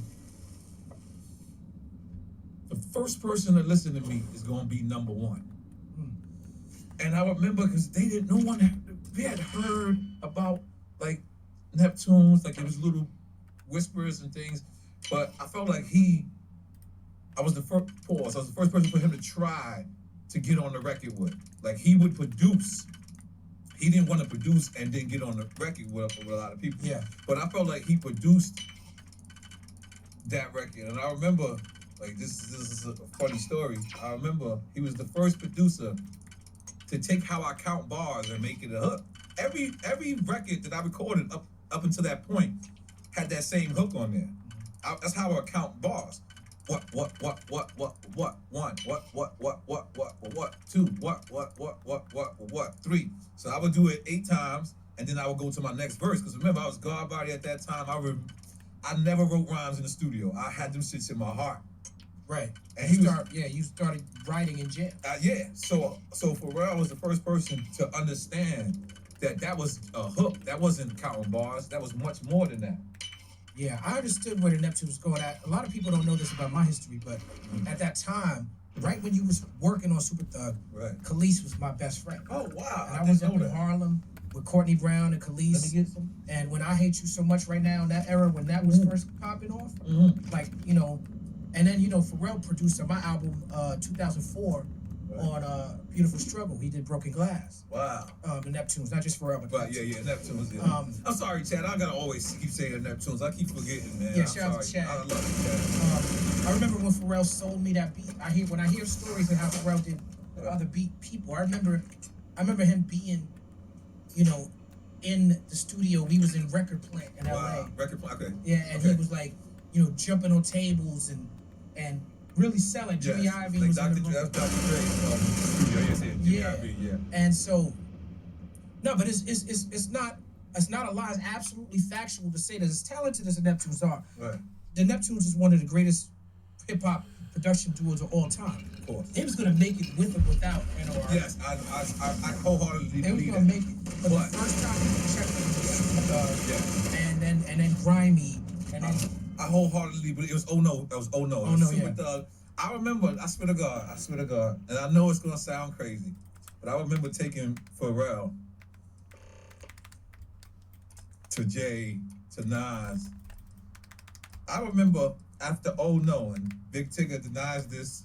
He doesn't deny it. He just doesn't address it. I remember I presented Oh No video, and I just spent fucking $850,000 to like a couple mil with Hype Williams, and I present this shit to Rap City, and Big Tigger says to me, "You should stop working with the Neptunes. All of their beats sound the same." And I remember being so offended by this. And Tigger's my man. Right. He's Rap City. He's basically telling me, I don't think I'm gonna play your video. And I don't think Tigger was wrong in his assessment in terms of the Neptunes have a production style. Yeah, a style. When just you like hear Primo. when you hear Neptunes beat, you like that sound like the Neptunes. Yep. It's not a bad thing. It's not a bad, but I remember me believing in. I was like, I'm not. Tigger's a gatekeeper at this point. Yeah, he's a gatekeeper. And I didn't know that Tigger had a PD. I didn't know that he had a program director. I didn't know that people told him what to say. So in my mind, when he's saying this to me, I'm saying, holy shit, I'm never gonna get played on Rap City. You know, I'm never gonna get played on The Basement. And I was so glad that he's wrong. I was so glad because I wanted to be like, yo, like, Pharrell, work with somebody else. And then I remember him starting to work with other people because they just thought it was my chemistry with the Neptunes. They at first, and especially with them being on the record. Because remember, I believe that they did Rum Shaker. They worked before. Yeah, because they worked came with through other people. Teddy Yeah, Riley. they came through Teddy Riley, but no one had put them on the record. And I remember that video like it's yesterday. That's why I know Pharrell and you got Eldon VMH and all that shit. I'm gonna send you the clip of the Super Thug every week. Every week to remember your humble beginnings. It changed my life. Like Super Thug is such an important record to hip hop. Right. But knowing anything about it sounds like a Neptunes record. Yep. Grimy sounds like a Neptunes record. Yep. Nothing sounds like a Neptunes record. Yep. But it's like the Neptunes are such good producers that these also sound like Nori has to rhyme on this. Yes. It always sounds perfect for where you were at. Yes. Not just lyrically, but career-wise. Like, you know what I'm saying? So it's so beautiful because I know it's always Pharrell giving it up to me, telling me that we was like the first people to work with him. And I think he said it in a rhyme. It's like, yo, Noriega gave us help. But I just wanted to say something to wherever they guys are at. Y'all changed my life too. Yeah. Like I remember the Warrior Report had no South shows. Right. Like you could just listen to the Warrior Report and be like, niggas in Atlanta ain't fucking with this. Right. Right. You could just listen and be like, LA maybe. You know what I mean? Right. But you had, like you said, you had to be a part of the culture. Mm-hmm. When I did Super Thug, it was my first commercial success. Like I started to get shows in different places, and I started to open up to the world. Because remember, my first record before Super Thug was NORE. NORE were #1 in New York. I was like, I'm good. Right. I'm good. At the time, New York, we ran the world. Like we were some spoiled bastards. Like, so if you was #1 in New York, you was #1 all over the country. But I remember me doing Super Thug, and I can remember this like it was yesterday. We had a DJ meeting where we go. See, back then, both stations or all stations could come in the same room. They ain't have beef. It wasn't gang tripping. You know, now they tripping. But I remember me playing it for everybody. And I remember everybody saying, record's never gonna work. It's too dark. Autopilot Mind jumping. you, they don't know Pharrell and Chad is in a t-shirt. They're the furthest things from a thug. Right. They don't know about the NERD. Yes, this wasn't out at the time. So people were hearing this beat. Now it sounds cool, but you know why? They said it's too dark. So you know what I did? I went and shot the video in Vegas. And I purposely did not one nighttime scene. I purposely handpicked. I said, okay, I'm gonna change your mind. If you think, now you think of Super Thug, you think of the desert. You think of me running around in a camel. You think of me jumping up. What? I have leather. I don't know what was on me. I thought I was Eddie Murphy. I had the leather short set on. I don't even think a short set and leather go together. But you know what I mean? But I was like, all right, cool. But now when you see when you see it, you think brightness. But if you heard it, this was an unfamiliar sound at the time.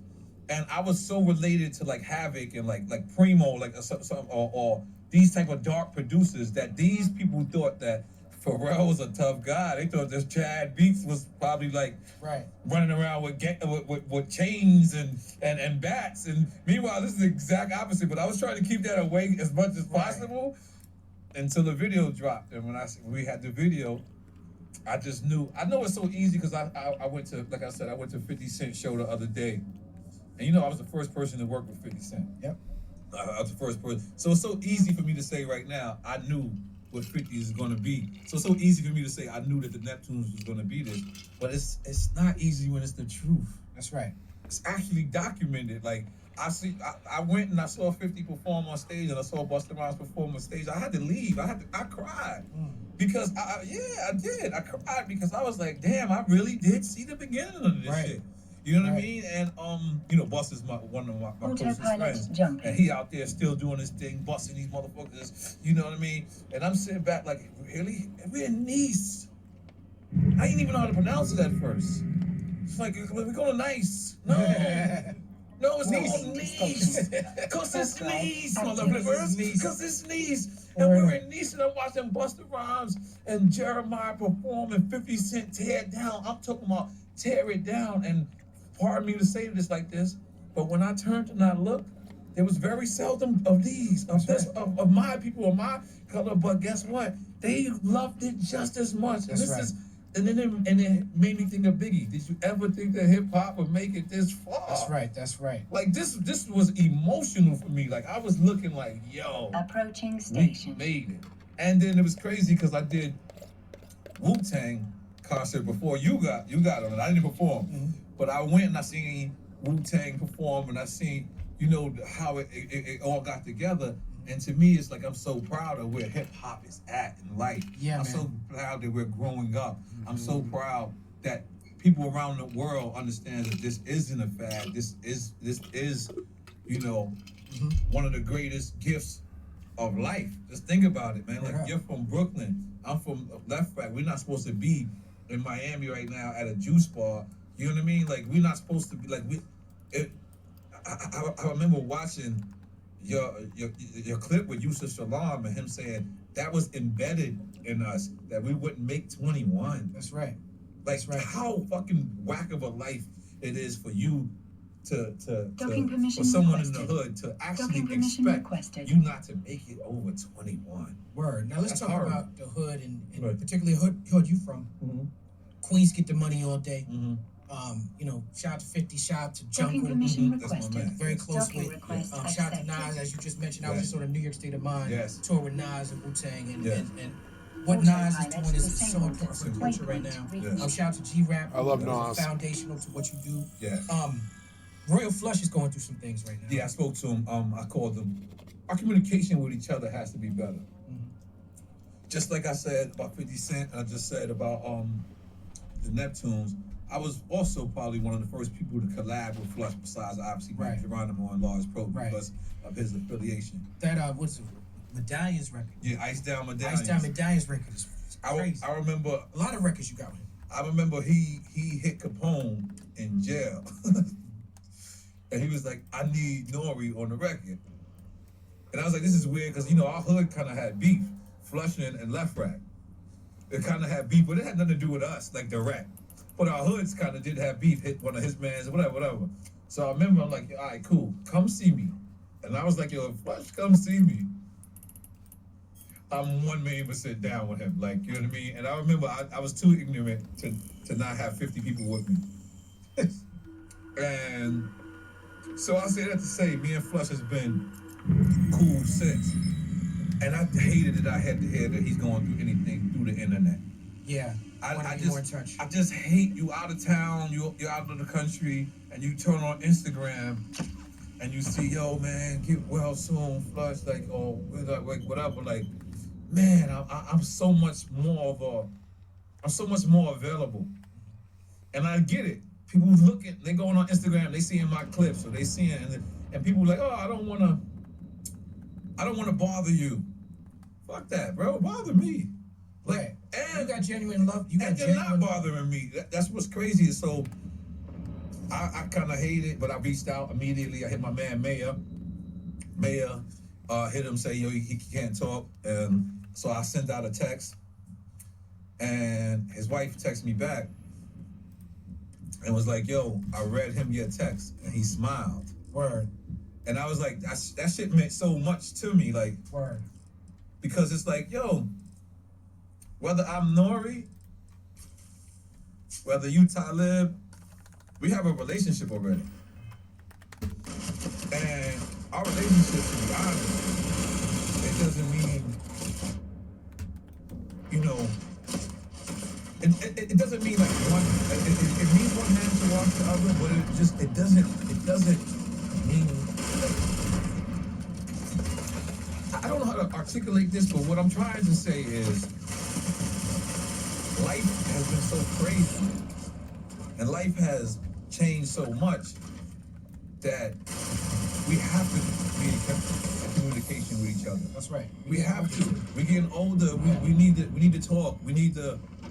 And that was one of the that was definitely I texted right back, and I reached out, and I was thinking where I was at was like 4 o'clock in the morning when I got the thing, but I didn't want to. That's what's crazy. I'll reach out. I'll be feeling like people don't reach out to me because they're looking at the success, or they're looking like the accessibility is not there. Yeah. And people don't want to be bugaboos. People have pride, and people respect the fact that they know that you're busy. There's a lot of that. I can't respect it. No, I need, if you're my people, man, reach out. If it's something I can do to help, and it's not always about money neither. It's about like I said, I text him, and his wife answered. His wife was like, yo, he smiled. Right. Like, if that's something I could be there for, I want to be. Right. I'm never too busy for any of my friends that I consider I love. If I got love for you, I'm sorry. You got to be a real dickhead to fall out of love with me. I'm just being honest, because it's like I was saying to my friend earlier, it's like, if I feel like you did something wrong, I'm going to tell you. Right. And I want it to be vice versa. So